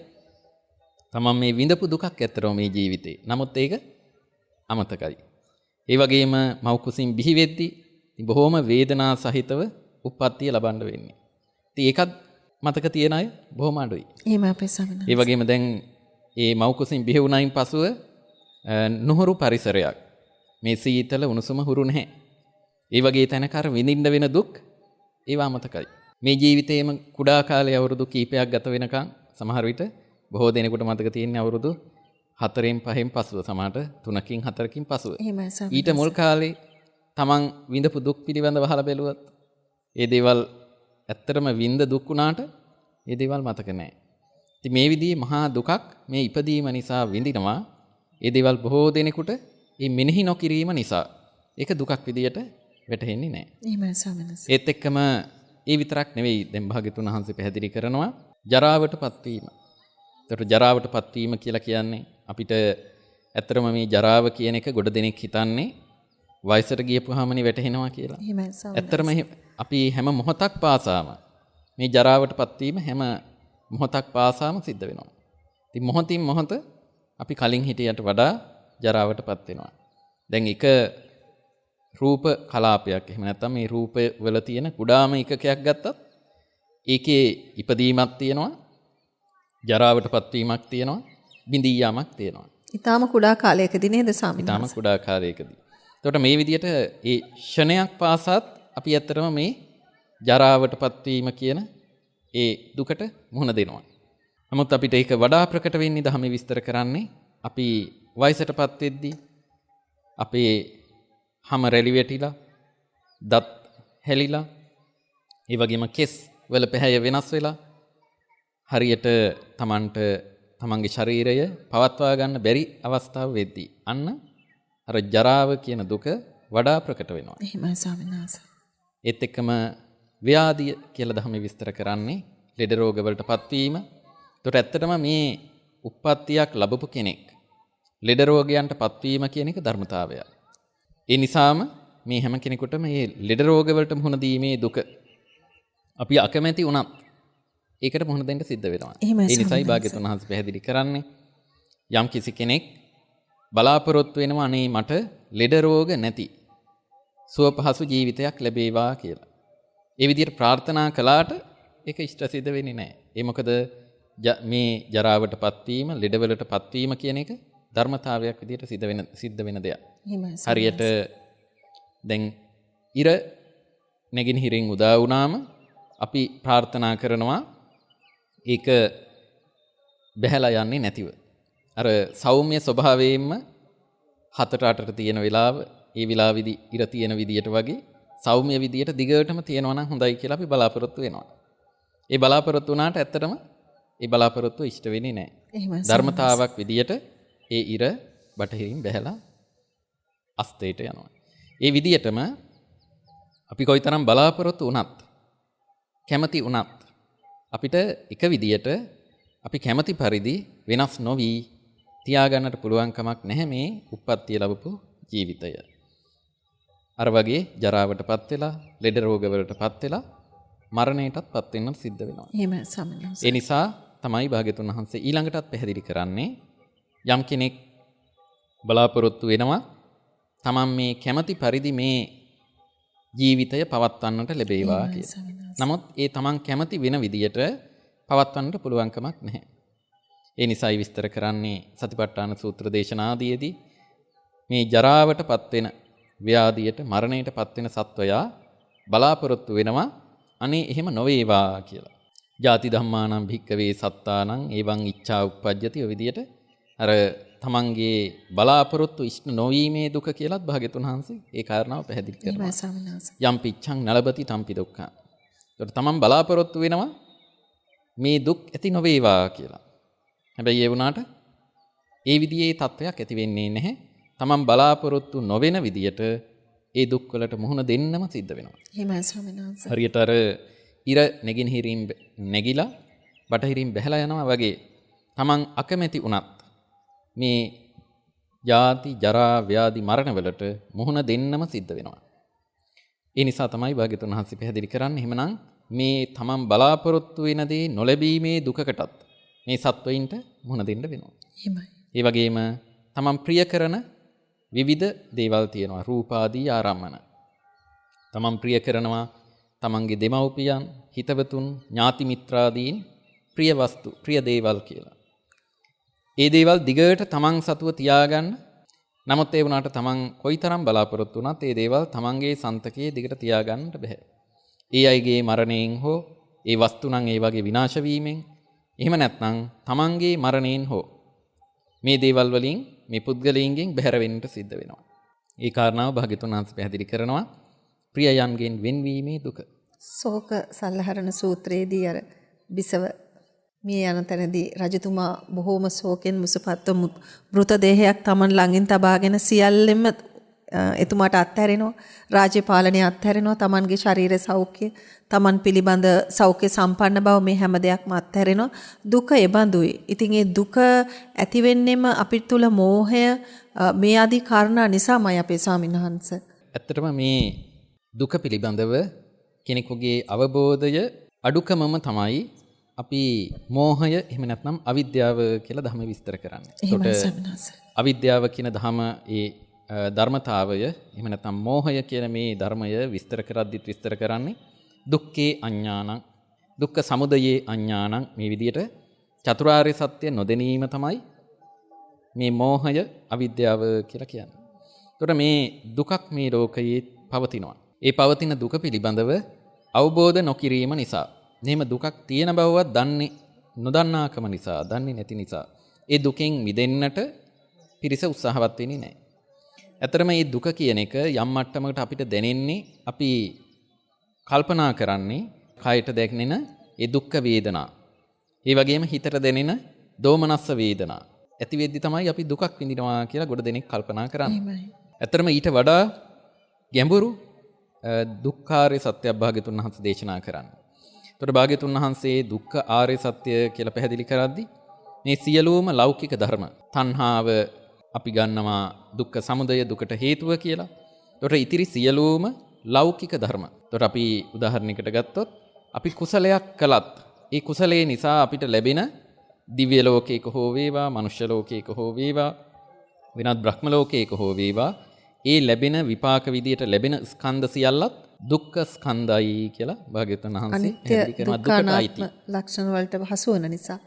එහෙමයි. ඇත්තටම මේ දේවලුත් ඇතිවීම නැතිවීම වලට ලක් වෙන නිසා, අනිත්‍ය ආදී ලක්ෂණ වලින් යුක්ත නිසා ඒ සියල්ලත් දුක්ඛ සත්‍යයට ඇතුළත් වෙනවා. ඉතින් ඇත්තටම අපි අවබෝධ කළ යුත්තේ අපිට මේ දැනෙන, කයට දැනෙන දුක් වේදනාව, හිතට දැනෙන දෝමනස්ස වේදනාව විතරක් නෙවෙයි දුක විදියට. අපි අවබෝධ කරගන්නට ඕන මේ සියලුම හේතුන්ගෙන් හටගත්තු සංස්කාර ධර්ම. ඒ දේවල් ඇති වෙලා නැති වෙලා යන ස්වභාවයකින් යුක්තයි. ඒ දේවල් ඒ නිරන්තරව බිඳීමට, ඇතිවීමට, බිඳීමට ලක් වෙන දුක්ඛ ලක්ෂණයෙන් යුක්තයි.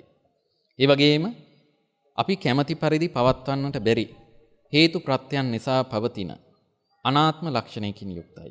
මගේ කියලා පවත්වන්නට පුළුවන් කමක් නැහැ.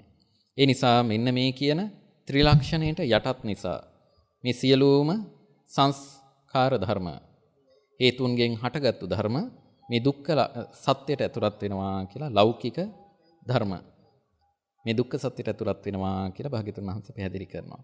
එතකොට ඒ නිසායි භාග්‍යතුන් වහන්සේ පැහැදිලි කරන්නේ සංකිට්ඨේන පංච උපාදානස්කන්ධා දුක්ඛා. එතකොට කෙටියෙන්ම කියනවා නම් මේ පංච උපාදානස්කන්ධ තමයි දුක කියලා භාග්‍යතුන් වහන්සේ පැහැදිලි කරනවා. එතකොට ඒකෙදී අපි වටහා ගන්නට ඕන අපි එදිනෙදා අපිට දැනෙන කායික දුක, චෛතසික දුක, එහෙම නැත්නම් දෝමනස්සේ විතරක් නෙවෙයි මෙතන දුක කියලා කියන්නේ. ඒ දුක කියන එක නම් සතෙකුට උනත් තේරෙනවා. ඒ ටික තේරුම් ගන්න ඇත්තටම භාග්‍යතුන් වහන්සේ නමක් ලෝකයට පහළ වෙන්නට අවශ්‍ය නැහැ. අපි සැපයි කියලා සලකන, අපි හොඳයි කියලා සලකන දේවල් වල තියෙන ඒ දුක් ස්වභාවයේ පිළිබඳවත් භාග්‍යතුන් වහන්සේ දීර්ඝව පැහැදිලි කරනවා. අන්න ඒ කාරණාව තේරුම් ගන්නටයි බුදු කෙනෙකුගේ පහළවීම ලෝකයට වැදගත් වෙන්නේ. ඒ දේවල් වලටයි ඇත්තටම සත්වයෝ ඇලෙන්නේ. දැන් සත්වයින්ගේ ඇලීම සිද්ධ වෙන්නේ අර කායික දුක් වේදනා, හිතේ ඇති වෙන දුක් දෝමනස්ස වේදනා වලට නෙවෙයි. එහෙමයි. සත්වයින්ගේ ඇලීම වෙන්නේ අපි සැපයි කියලා හිතන සුඛ වේදනා, සෝමනස්ස වේදනා වලට. ඒ වගේම හොඳයි කියලා සලකන ඒ හොඳ විපාක ධර්ම ඒ ආදියට. ඒකට ඒ දේවල් වල තියෙන මේ දුක් ස්වභාවයත් අපි අවබෝධ කරගන්නට ඕන. ඒ සඳහා තමයි ඇත්තටම භාග්‍යතුන් වහන්සේ නමක් ලෝකයට පහළ වෙන්නට අවශ්‍ය වෙන්නේ. අපි ඒ කාරණා පිළිබඳව අපේ ලොකු ස්වාමීන් වහන්සේ ඉදිරියේදී දීර්ඝව පැහැදිලි කරනවා ඇති කියලා බලාපොරොත්තු. හොඳයි අපේ ස්වාමීන් වහන්සේ. එමනම් වැඩසටහනේ අවසාන කොටසටයි අපේ ගෞරවනීය ලොකු ස්වාමීන් වහන්සේට අපි ආරාධනා කරන්නේ. අපිට ඉපදීමේ තියෙන දුක්ඛ ස්වභාවය, අපි මතු පිටින් දකින මේ දුකට එහා ගිය පරමාර්ථ හැටියට, ඒ වගේම නාම රූප හැටියට අපි අවබෝධ කරගෙන අපිට අත්විඳින්න ලැබෙන මේ දුක්ඛ ස්වභාවය තමයි අපි අවබෝධ කරගන්නට සත්‍යයෙන් හැටියට උත්සාහ කර යුත්තේ කියන කාරණය අපේ ස්වාමීන් වහන්සේ පැහැදිලි කෙරුණේ. අපි තවදුරටත් පැහැදිලි කර දෙමු ශ්‍රාවකීන්ට මේ පිළිබඳව. හොඳයි පින්වත් නෝනා මහත්මිය. අපේ පූජ්‍ය හරිදස්සන ස්වාමීන් වහන්සේ බොහොම ලස්සනට මේ දුක් ටික අනුපිළිවෙලින් දේශනා කළා. දැන් ඒකේ අවසානයේට ස්වාමීන් වහන්සේ මතක් කළා සංකිට්ඨේන පංච උපාදානස්කන්ධා දුක්ඛ. ඒ බුදුරජාණන් වහන්සේ මේ ඔක්කොම දුක් ගැන කියලා අන්තිමට කියනවා සංක්ෂේප වශයෙන් කියනවා නම් පංච උපාදානස්කන්ධය දුකයි කියන එක. කෙටියෙන්ම මේක දුකක්. ඔව්. එතකොට පින්වත් නෝනා මහත්මිය අපිට දැන් අදහසක් එනවා මොකද්ද පංච උපාදානස්කන්ධය කියලා කියන්නේ. ඒතර අපි දන්නවා ඉතින් මේ පංච උපාදානස්කන්ධ කියනකොට රූප, වේදනා, සංඥා, සංකාර, විඥාන. දැන් අපි පහක් ගැන කියනවනේ. ඒතර මේ පහ තියෙන බෙදුම් වලින් කුඩාම තැන කොතනද? දැන් අපි පොදුවේ ගත්තොත් අපේ ලොකුම තැන තමයි අපේ රූපය ගත්තොත් කය. එහෙමයි ස්වාමීනි. ඒතර වේදනාව ගත්තොත් අපේ ජීවිතයක ලැබෙන වේදනාව. ඒතර සංඥාව ගත්තොත් ජීවිතය තුළ ඉන්න අපේ සංඥා කොටස. ඒතර සංස්කාර ගත්තොත් ජීවිතය තුළ අපි ඇති කරන මේ සිතුවිලි ස්වභාවය සංස්කාර. එහෙමයි. ඊළඟට විඥාන කියලා ගත්තොත් සිතුවිලි සම්භාරය. හැබැයි ඔකේ බෙදුම් වලින් පින්වත් නෝනා මහත්මිය බෙද බෙදා පුංචිවට ගියාම මේ චිත්තක්ෂණය එක චිත්තක්ෂණය තුළ මේ ස්කන්ධ පහම තියෙනවා. එහෙමයි ස්වාමීනි. ඒතර මේ පුංචි චිත්තක්ෂණය බුදුරජාණන් කියවනේ සංකීර්තන පංච උපාදානස්කන්ධා දුක්ඛ කියලා. ඒතර අන්නේ චිත්තක්ෂණය දුකයි. චිත්තක්ෂණය තුළ රූප තියෙනවා, වේදනාව තියෙනවා, සංඥාව තියෙනවා, සංකාර විඥාන. කියන්නේ ලෝකයේ තුල යම් චිත්තක්ෂණයක් පහළ වෙනවා නම්, ලෝකයේ තුල යම් රූපයක් පහළ වෙනවා නම්, ඒ ලෝකයේ තුල වේදනාවක්, සංඥාවක් මේ පහළ වෙනවා නම් මේක දුකක්.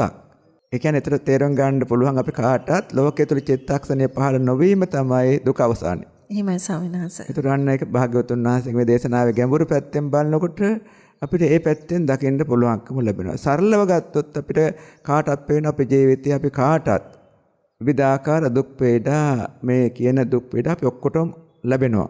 සවන්ස කාලයක් යනකොට දැන් වතු පිටින් උනත් මේ වෙනකොට ජීවිතේ වැඩිපුර කාලයක් ගත කරපු කෙනෙක්ට දැනෙනවා Tamanගේ මේ ශරීර ස්කන්ධය ඔසවගෙන එහෙට මෙහෙට යන්නේකම කොච්චර දුකක්ද. ඔව් දුකක්ද කියන එක. ඒතර පින්වත් නෝනා මහත්මිය ඒතර මේකදී බුදුරජාණන් වහන්සේ දකින්නවා මේකට හේතුව මොකද්ද? එහෙමයි ස්වාමීනි. මේ චිත්තක්ෂණයක් පහළ වෙන්න හරි මේ ස්කන්ධ පහ පහළ වෙන්න හරි ස්කන්ධ පහක් දෙකට පවතින්න හරි හේතුව මොකද්ද කියන එක උන්වහන්සේගේ නුවණෙන් දකිනවා. ඒක තමයි දෙවෙනි ආරි සත්‍ය වශයෙන් පෙන්වන්න කරන්නේ. උන්වහන්සේ මේකට හේතුවක් මහන්නේ මම දැක්කා. මොකද්ද මේකට හේතුව? මේකට හේතුව තමයි සමුදය ආරි සත්‍ය. නැත්තම් මේ දුක් පහළ කරගන්න අපි කැමැත්තෙන්. ආසාවෙන්. කැමැත්තෙන්. ඔව් කියන්නේ මේ දුක් ටික අපි හදාගන්න අපි ආසාවෙන්. දැන් මේ ජීවිතයක් අපි නැතිනකොට ඊළඟ ජීවිතයකට අපි ආසාවක් එනවා. ඒතර ඊළඟ ජීවිතයක් ඉවරනකොට තව ජීවිතයකට අපිට ආසාවක් එනවා. ඉතින් මේක මේ ආසාව අපේ ජීවිතයක් ගැන සංසන්දනය කළාට පින්වත් නෝනා මහත්මිය අපිට මේක දිගටම තියෙන එකක්. දිගටම තියෙන එක තමයි මරණාසන්න මොහොත ඊළඟ ජීවිතයට යන්නේ. ඔන්න මෙන්න මේකයි මහණන්නේ මෙන්න මේ සංසාරයේ පැවැත්මට මේ දුක් පැවැත්මට හේතුව. එහෙමයි ස්වාමීනි. ඒකට දෙවෙනි ආරි සත්‍ය අර අපේ පස්වග ස්වාමීන් වහන්සේලාට පෙන්වන්න කරලා දෙනවා. ඊළඟට පෙන්වන්න කරනවා මහන්නේ මේකේ අවසානයක් තියෙනවා. ඕනම දෙයක අවසානයක් තියෙනවා. දුකක පැවැත්ම ආරම්භයක් තියෙනවා, දුක්ඛ පැවැත්මක් තියෙනවා, අවසානයක් තියෙනවා. එහෙමයි. ඒතර සංසාරයේදී යම් බඳු ස්කන්ධ පහක ආරම්භයක් වුණා නම් කෙනෙක් ඒක පැවැත්මක් තියෙනවා, මේකේ අවසානයක් තියෙනවා. අන්න ඒක තමයි මේ නිවන කියලා කියන්නේ. ඒතර යම් කෙනෙක් ඒතර මේ චිත්තය අවසන් කළා නම්, චිත්තේ පැවැත්ම අවසන් කළා නම් ඒක තමයි මේ නිවනයි කියලා කියන්නේ කියන එක බුදුරජාණන් තුන්වෙනි ආර්ය සත්‍ය වශයෙන් පෙන්වන්න කරනවා. ඊළඟට හතරවෙනි එකේදී කියනවා මහණනි එතෙන්ට යන්න මෙන්න මේ ක්‍රමය වුණේ. එහෙමයි ස්වාමීනි. අන්නේ ඒ හතරවෙනි එක තමයි ආර්ය අෂ්ටාංග මාර්ගය. ඒක තමයි මම කලින් කිව්වේ උඹලට. අය මේ ආර්ය අෂ්ටාංගික මාර්ගය. මම අර ඒ කලින් කියපු එකමයි ඔය. කලින් කියපු ආර්ය අෂ්ටාංග මාර්ගය කියන්නේ ඔන්න ඕක තමයි. ඒතර එතෙන්ට යන්නේ ඒතර මේ දුක කියන එක මෙන්න මේකයි, දුකට හේතුව කියන්නේ මෙන්න මේකයි, දුක නැති කරන තැනට යන්නේ මෙහෙමයි, හැබැයි ඒකට යන පාර මෙන්න මේකයි. ඒක තමයි ආර්ය අෂ්ටාංගික මාර්ගය කියන එක බුදුරජාණන් වහන්සේ බොහොම පැහැදිලිව මේ ටික කියනවා. එහෙමයි. ඊළඟට පින්වත් නෝනා මහත්මයාට කෙලවරලා කියනවා මේ දැන් මේ දුක්ඛ ආර්ය සත්‍ය කියන එක. ඒතර මේ දුක්ඛ ආර්ය සත්‍ය මෙන්න මේකයි. ඒතර මේක මේ දුක්ඛ ආර්ය සත්‍ය අපේ මං මේ ප්‍රහාණය කළ යුතු දෙයක් කියන වශයෙන් අපේ තමන් වැටහෙච්ච එක ඒ වගේ ප්‍රහාණය කළා. අද ඔන්න තුන් ආකාරයක සමුදාය සත්‍ය නම් අපේ දුක්ඛ සත්‍ය ප්‍රත්‍යක්ෂ කළ යුතුයි. ඒත් සමුදය සත්‍ය කියලා කියන්නේ අපේ ප්‍රහාණය කළ යුතුයි. නිරෝධ සත්‍ය අවබෝධ කළ යුතුයි. ප්‍රත්‍යක්ෂ කළ යුතුයි. ඒත් මෙන්න මේ දේ මං මාර්ගාර්ථ සත්‍ය වැඩි යුතුයි. ඒත් මේ හතර ගැන උන්වහන්සේ කියනවා තුන් වතාව 12 වතාවක් කියනවා. ඉතින් 12 ආකාරයකින් මේ චතුරාර්ය සත්‍ය විස්තර කරනවා. එහෙමයි ස්වාමීන් විතර වහන්සේ. මේ ධම්මචක්කප්පවත්තන සූත්‍රය කියනවා. කියලා ඉවර වෙලා ඉතින් කියනවා ඒ පරිපූර්ණ වුණා. දැන් ඉතින් ඒ කාලේදී කලින් මම මේ දේ වෙන්න කලින් ඉතින් මම මේ දෙවිය ලෝකවලවත් බ්‍රහ්ම ලෝකවලවත් කිසිම කෙනෙක් මම මේ බෝධියටපත් උනායි කියලා සාදුකාර දීමක්වත් එහෙම නැත්නම් පිළිගැනීමක් උතුනේ නැහැ. එහෙමයි ස්වාමීන් හැබැයි මම මේ දේ ප්‍රකාශ වුණම් ආબોධ වුණම් පස්සේ දෙවියෝ බ්‍රහ්මියෝ කාගෙත් ඒ පිළිගැනීම සාදුකාර ඒ දේ සිද්ධ වුණා කෙනෙක් කාරණාවක් බුදුරජාණන් වහන්සේ පෙන්වුම් කරනවා. එහෙමයි. අන්නම කියලා ඉවරලා දහම පැහැදිලි කරලා අන්තිමේට කරුණෝ ටික අවසාන වෙනකොට කොණ්ණඤ්ඤ ස්වාමීන් වහන්සේ උන්වහන්සේට පුළුවන්කම ලැබෙනවා සෝහා මාර්ගඵල ලබන්න. එහෙමයි ස්වාමීන් වහන්සේ. ඉතින් උන්වහන්සේ ආමන්ත්‍රණය කරනවා අඤ්ඤා කොණ්ණඤ්ඤ කියන ආමන්ත්‍රණයත් එක්ක ඉතින් අර උන්වහන්සේ ප්‍රථම බුද්ධ ශ්‍රාවකයා බවට පත් වෙනවා. එහෙමයි.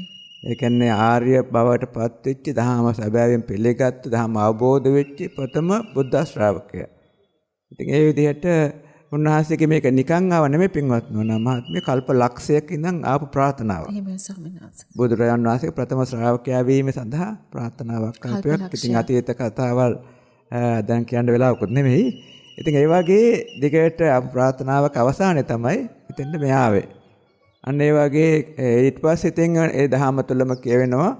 ඉතින් මේ දහම ඉතින් මේ මිනිස්යන්ගෙන් ඊළඟට ඉතින් චාතුරු මහා රාජික දෙවියන්ගෙන් ආදී වශයෙන් අකනිට දක්වාම මේ ධම්ම ශක්තිය පැතිරුණා. ඒ වගේම මේ 31 තලයේ පමණක් නෙවෙයි අර දසදහසක් ලෝක ධාතු අනන්ත ලෝක ධාතු දක්වාම මේ ආඥාව විහිදිච්ච ආකාරය සම්බන්ධව කරුණු සම්පූර්ණ වෙච්චි වටිනා දහම් කරුණු ගොඩක් මේ සූත්‍රය තුල තියෙන්නේ. එහෙමයි ස්වාමීන් වහන්සේ. ඒතර පින්වත්නි අපිට බුදු දහම තුල ඇදහිීම කියන එක එකක්. ඒතර මේ අවබෝධ කළ යුතු දේ කියන එක තව එකක්. එහෙමයි ස්වාමීන් වහන්සේ. අපි ශ්‍රද්ධාවෙන්, භක්තියෙන්, ඇදහිීමෙන්, විශ්වාසයෙන් කියන එක අපිට ඕනේ. ඒකෙන් තමයි හොඳට කුසල් ටික හැදෙන්නේ.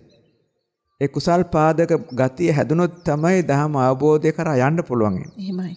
ඒ නිසා ඉතින් අපිට මේ දහම මේ තැන්වල ඇවිල්ලා වැඳලා පොදලා හිතේ කුසල් උපදවා ගන්නවා වගේම බුදුරජාණන් වහන්සේ දේශනා මේ ගැඹුරු දහම් පිළිබඳවත් අපි අවබෝධ කරගන්න පුළුවන් තරම් දහම ගැඹුරෙන් ශක්තිමන්ත කරගන්න අදිෂ්ඨාන කරන්න. හේතුව බුදුරජාණන් වහන්සේගේ දහම තුල ආස්වාදයේ සතුට ලබන එක මුල් අඩිතාලම්. එහෙමයි ස්වාමීන් වහන්සේ. ඒක තුල ගැඹුරු චිත්ත සමාධිය පුදවා ගැනීම දෙවෙනි අඩිතාලම්. ඊළඟට ඒ සමාධිය සතිය ශක්තිමන්ත කරගෙන නුවණ අවබෝධ කර ගැනීම තුන්වෙනි අඩිතාලම්. ඒ නිසා අපි එක පියවරකින් නවතින්නේ නැතුව මේ දහම් මුල් පියවර කියන එක අපිට සීලයේ කොටසට අයිතියි. ඒ කොටසත් එක්කම කුසල් ටික, හොඳ දේවල් ටික, යහපත ලෝකේ හොඳ දේවල් ටික ඒ ටික අවශ්‍යයි. හැබැයි එතනින් අපි නවතින්නේ නැතුව සමාධි හදාගන්න, සති හදාගන්නත් අපි උත්සාහවත් වෙනවා. එතනින් නවතින්නෙත් නැතුව අවබෝධය හදාගන්නත් උත්සාහවත් වෙනවා. අන්න අපිට පුළුවන්කම ලැබෙනවා මේ චතුරාර්ය සත්‍ය ධර්ම මනාව අවබෝධ කරගෙන සියලු දුක් අවසන් කරගෙන අර චිත්තයාගේ නිරෝධය අපි කලින් සඳහන් කළා වගේ චිත්තයාගේ නිරෝධය නැත්තම් දුක්ඛයාගේ නිරෝධය.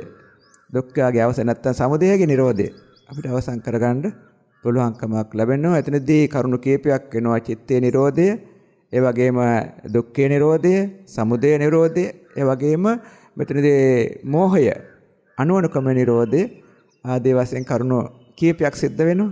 ඒ සියල්ලක් සිද්ධ කරගෙන ආර්ය අෂ්ටාංගික මාර්ගය පරිපූර්ණ කරගෙන චතුරාර්ය සත්‍ය ධර්මය අවබෝධ කරගෙන සියලු දුක් අවසන් කරන්න මෙවැනි පුණ්‍ය භූමි අපිට ക്ഷേම භූමි. ඉතින් අපි අදිෂ්ඨාන කරගන්නම අපි සෑම දිනාටම මෙවැනි ക്ഷേම භූමි තුල එවැනි කුසල් සිතුවිලි තව තවත් දියුණු කරගෙන සති සමාධි ඥාන දියුණු කරගෙන පාරමී පරිපූර්ණ කරගෙන සෑම දිනාටම නිවන් දකින්න බුදුරජාණන් දේශනා කරපු මේ චතුරාර්ය සත්‍ය ධර්මය අවබෝධ කරගන්න ලැබේවා කියලා ප්‍රාර්ථනාවන් පිහිටුවමු. විශේෂයෙන් මේ සඳහා සහභාගී වුණා අපි පූජ්‍ය අරියදස්සන ස්වාමීන් වහන්සේ බොහෝ දෙනාට දහම් කරුණ කියා දෙමින් භාවනාව කියා දෙමින් වාසය කරන ශ්‍රේෂ්ඨ ස්වාමීන් වහන්සේ නම ස්වාමීන් වහන්සේටත් තව තවත් ශක්තිමන්තව මේ ශාසනය කටයුතු කරන්න ධර්ම ශක්තිය ලැබේවා. අපේ පොඩි ස්වාමීන් වහන්සේ දහම් පිළිබඳව ගොඩක් උනන්දුවෙන් කටයුතු කරන ස්වාමීන් වහන්සේ පොඩි ස්වාමීන් වහන්සේට ඒ ශක්තිය ලැබේවා. අපින් වශාලි කනවනා මහත්මිය බොහොම ශ්‍රද්ධාවෙන් භක්තියෙන් ප්‍රාර්ථනාවක් අනුවමයි එතුමිය කියන ප්‍රාර්ථනාවක් තිබුණා. මේ වගේ පුණ්‍ය භූමියකට ඇවිල්ලා මෙවැනි වැඩසටහනක් කරන්න ඒ ප්‍රාර්ථනාව ඉෂ්ට සිද්ධ වුණා එතුමියටත්. ඉතින් මේ භාග්‍යවතුන් වහන්සේ දෙසූ මේ චතුරාර්ය සත්‍ය ධර්මය අවබෝධ කරගන්නට මේ වැඩසටහන් සංවිධානය කිරීමේ කුසලයේ හේතුපුනිශ්‍රේ වේවා. සිර සමාධි ජාලයේ සෑම දිනාටමත් අධ්‍යක්ෂ මණ්ඩලයේ සෑම දිනාටමත් අපේ මේ කටයුතු සිදු කරන අපේ මහත්මරු හැම දිනාටමත් නිදුක් නිරෝගී සුවපත් භාව ලැබේ දීර්ඝායුෂ ලැබේවා. දසදහසක් ලෝක ධාතු වල සියලු දෙවි දේවතාවුන් වහන්සේලාට බ්‍රහ්ම රාජුන් වහන්සේලා නිදුක් නිරෝගී සුවපත් භාවේ දහං අවබෝධය ලැබේවා. අපි සෑම දිනාටමත් ලෝකවාසී සෑම දිනාටමත් මේ සක්වල අනන්ත සක්වල වාසී සෑම දිනාටමත් සුවසේ ගුණ දහම් පුරා ගන්න නිවන් දකින්න මේ භාවනාමය වැඩසටහන් ඒ වගේ ධර්ම දේශනාමය වැඩසටහන් ඒ වගේම ධර්ම සාකච්ඡා වැඩසටහන් හේතුපුනිශ්‍රේ වේවා කියලා අපි ආශිර්වාද කරනවා. අපි සෑම දිනාටම පාරමී පුරාගෙන නිවන් දකින්නත් ලැබේවා කියලා ආශිර්වාද කරනවා. ආකාසට්ඨා ච බුම්මට්ඨා දේවා නාග මහිද්దికා පුඤ්ඤන්තං අනුමෝදිත්වා චිරං රක්칸තු ලෝක සාසනං. ආකාසට්ඨා ච බුම්මට්ඨා දේවා නාග මහිද්దికා පුඤ්ඤන්තං අනුමෝදිත්වා චිරං රක්칸තු ලෝක සාසනං. ආකාසට්ඨා ච බුම්මට්ඨා දේවා නාග මහිද්దికා පුඤ්ඤන්තං අනුමෝදිත්වා චිරං රක්칸තු ලෝක සාසනන්ති. ධර්ම ශ්‍රවණය කර කුසල් ශක්තියන් භව බලයෙන් ඔබ සෑම දිනාටම නිදුක් නිරෝගී සුවපත් භාව ලැබේවා දීර්ඝායු සම්පන්නියම සලසේවා කියලා ආශිර්වාද කරනවා. අභිවාදන සීලිස්ස නිච්ඡං වද්ධාපචායිනෝ චත්තාරෝ ධම්මා වඩ්ඩන්ති ආයුවන්නෝ සුඛං බලං ආයුරාරෝග්‍ය සම්පatti සග්ග සම්පatti මේවච අතෝ නිබ්බාන සම්පatti මිනාචේ සමිජ්ජතු. අපේ ගෞරවනීය මහා සංඝරත්නයට පින් අනුමෝදන් කරන්නට කලින් අපේ දිද්දෙනියේ ස්වාමීන් වහන්සේගෙන් එකම එක වචනයක් මට පැහැදිලි කරගන්න අවශ්‍ය වෙනවා සමාවන්න. අපේ ස්වාමීන් වහන්සේ දැන් මෙතනට ඇවිල්ලා අපි ධම්සක් පැවතුම් සූත්‍රය සජ්ජායනා කරනවා. මේ සජ්ජායනයේ අපේ අවබෝධයට ශක්තියක් වෙනවාද අපේ ස්වාමීන් වහන්සේ? අපිට වචනවල අර්ථය අපිට දැනෙනවා. අපි මේ සජ්ජායනයත් සමග පුහුණුවද අපිට කළ යුතු වන්නේ අපේ ස්වාමීන් වහන්සේ බොහෝ දෙනා. ඔතිරුවන් සරණයි. ඇත්තෙම මේ ධර්මයේ සජ්ජායනාව කියන කරුණත් භාග්‍යතුන් වහන්සේ නිරන්තරව වර්ණනා කරන්නට යෙදුණු අනුදනින්නට යෙදුණු කරුණක්.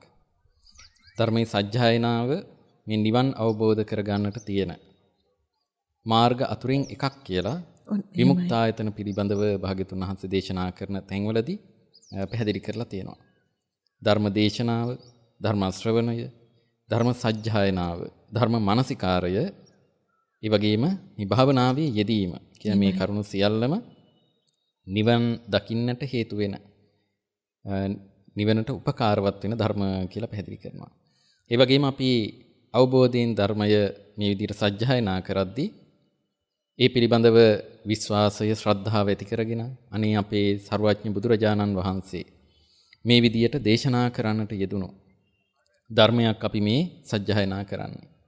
සාරාංශකීය කල්පලක්ෂ ගණන් පාරමී ධර්ම සම්පූර්ණ කරලා තමන් වහන්සේ අවබෝධ කරගත්තු ධර්මයක්. මේ බොහෝ පිරිසකට අනුකම්පාවෙන් භාග්‍යතුන් වහන්සේ දේශනා කරන්නේ කියන ඒ ශ්‍රද්ධාව ඇතිව අපි මේ සජ්ජායනාව කරනවා නම් ඒක අපිට නිවනට උපකාරවත් වෙන බලවත් කුසලයක් බවට පත් වෙනවා. අපි කියනවා ත්‍රි හේතුක උත්කෘෂ්ඨ කුසලයක් බවට පත් වෙනවා. එහෙමයි. ඉතින් ඒකෙන් අපිට කරුණු ගණනාවකින් ආරක්ෂාව, උපකාරය, යහපත සැලසෙනවා. ඒ සියල්ල විස්තර කරන්න කාලය මදි වෙයි. කෙටියෙන් කියනවා නම් අපි මේ විදියට ධර්ම සජ්ජායනාවක් සිද්ධ කරද්දී අපේ කුසල් හිත බලවත් වීම නිසා අපිට ලැබෙන්නට නියමිත දැනට ලැබිලා තියෙන අකුසල් විපාක දුරු වෙන්නට හේතු වෙනවා. ඒ පිළිබඳව ධර්මයේ දීර්ඝව පැහැදිලි කරලා තියෙනවා.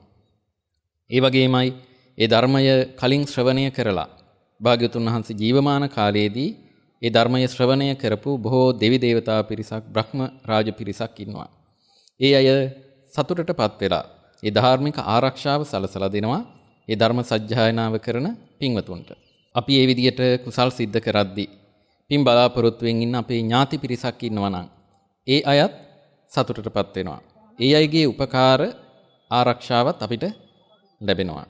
ඒ වගේම විශේෂම කරුණ අපි මේ විදිහේ කුසලයක් සිද්ධ කරද්දී ඒ කුසලයේ නිසා අපේ චිත්තසංතානයේ යහපත් චෛතසික ශක්තිමත් භාවයට පත් වෙනවා. එහෙමයි ස්වාමීන් වහන්සේ. ශ්‍රද්ධාව, ප්‍රඥාව, සතිය ආදී චෛතසික ශක්තිමත් භාවයට පත් වෙනවා. ඒ නිසාම අනාගතයේදී Tamante ගැන තව දුරටත් කුසල් සිද්ධ කරගන්නට හිතේ නැමියාවක්, නැඹුරුවක් ඇති වෙනවා. ඒ වගේමයි ඒ කුසල් සිද්ධ කරද්දී ඒ කුසලයේ ශක්තිය නිසා ඒ කුසලයේ ඇති කරගන්න මොහොතේදී තමන්ගේ චිත්තසංතානයේ ඒ බලවත් සිත් චෛතසික පහළ වීම නිසා ඒ ඇසුරු කරගෙන යහපත් රූප පහළ වෙලා තමන්ට නිදුක් නිරෝගී භාවය ඇති කරගන්නත් ඒ කුසලය උපකාරවත් වෙනවා. එහෙමයි ස්වාමීන් වහන්සේ. මේ විදියට ආකාර ගණනාවකින් මේ කුසල් සිද්ධ කිරීම නිසා අපිට සෙතක් යහපතක් සැලසෙනවා. ඒ නිසා අපි බලාපොරොත්තු වෙනවා අපේ පින්වත් පිරිස හැමදිනාමත් ඉඩ ලැබෙන සෑම අවස්ථාවකම නුවණ දියුණු කරගෙන ඒ පිළිබඳව ශ්‍රද්ධාව ගරුත්වය ඇති කරගෙන මේ වගේ ධර්ම සජ්ජායනාවන්ටත් යොමු වෙලා ඒ වගේම ඒ ධහම පිළිපදින්නටත් හිතේ නැඹුරුවක් ඇති කරගෙන කටයුතු කරයි කියන බලාපොරොත්තු අපි ඇති කරගන්නවා. ඉතින් හැම දිනාටම මේ කරන සෑම කුසලයකම ශක්තියෙන් නිදුක් නිරෝගී භාවය යහපත සැලසේවා, ඉක්මනින්ම සියලු දුකින් නිදහස් වෙන්නටත් ලැබේවා කියන ප්‍රාර්ථනාව. සාදු. හොඳමයි අපේ ස්වාමීන් වහන්සේ. ඊටමත් හොඳ අවබෝධයක් ඔබට අද ධම්සක් පවතුම් සූත්‍රය මූලික කරගෙන මේ උතුම් භූමියේදී ඔබට ලැබෙන්නට ඇති. ඉතින් අපේ ගෞරවනීය ස්වාමීන් වහන්සේ නාවේන ආරණ්‍ය සේනාසන අධිපති පූජ්‍ය අගුල්ගම ආර්යනන්ද ගෞරවනීය ස්වාමීන් වහන්සේ, ප්‍රමුඛ පූජ්‍ය දිද්දෙනී ආර්ය දස්සන ගෞරවනීය ස්වාමීන් වහන්සේටත්, ඒ වගේම පූජ්‍ය කලවානේ ධම්මකෝවිද ගෞරවනීය ස්වාමීන් වහන්සේටත් අපි නිදුක් නිරෝගී සුවය ප්‍රාර්ථනා කරනවා. ඉසිපතනේ මිගදායේ මේ උතුම් පුණ්‍ය භූමියේදී සම්මා සම්බුදු පියාණන් වහන්සේගේ ප්‍රථම ධර්මදේශනය සිද්ධ වුණු මේ උතුම් භූමියේදී අප මේ ධර්මය සාකච්ඡා කරා. අපි දීර්ඝ කාලයක් මේ භූමිය රැඳෙන්නට අපිට අවකාශ ලැබුණා. ඉතින් අපි බොහෝ සෙයින් සිත් පහදවාගෙන අපි රැස් කරගත් කුසලයන් තුලින් තමයි මේ ධර්මය සාකච්ඡා කළේ. ඉතින් මේ ධර්මයේ අවබෝධය ඔබටත් ඉක්මනින්ම නිරන්තරයෙන්ම ඇති වේවා කියලා අප බලන අහන සියලුම දෙනාටම අපි ආශිර්වාද කරනවා. විශේෂයෙන්ම අපි රැස් කරගත් කුසලයේ අපේ ගෞරවනීය මහා සංඝරත්නයට අනුමෝදන් කරනවා. ඔබ වහන්සේලායි ප්‍රාර්ථනා කරන අවබෝධීන් කරා ඊටමත් පහසුවෙන් කල්යාණ මිත්‍ර ඇසුර තව දුරටත් වර්ධනය කරගනිමින්, ඒ වගේම අපිට නොපෙනෙන යහපත් ශක්තියින්හි ආශිර්වාදය ලැබමින් ඒ අරමුණු කරා යන්නට ඔබ වහන්සේලාට ශක්තිය, ධෛර්යය, වාසනාව ලැබේවා, නිදුක් නිරෝගී සුවයම වේවා කියලා අපි ප්‍රාර්ථනා කරනවා. ගෞරවනීය ස්වාමින් වහන්සේ වගේම මේ කටයුත්තට අපිට ආධාර කරපු, ආශිර්වාද කරපු, මේ පරිසරයේ සකසා දීපු සියලුම දෙනාට, විශේෂයෙන්ම සුමිත් පලිවඩන මහත්මයා ඇතුළු ඒ කණ්ඩායමට, විශේෂයෙන්ම නිෂ්පාදන කටයුතු වලට සම්බන්ධ වෙච්ච ඉරෝෂාන් මෙන්ඩිස් ඔබට මේ සියලුම දෙනාට අපි නිදුක් නිරෝගී සුවය ප්‍රාර්ථනා කරනවා. ඒ වගේම මහරජා සමූහ ව්‍යාපාරයේ අධ්‍යක්ෂ මණ්ඩලයේ සියලුම දෙනාටත් අපි පින් අනුමෝදන් කරනවා. අපි ඊළඟ වැඩසටහනේදී ඔබව මුණ ගැහෙනවා. තෙරුවන් සරණයි.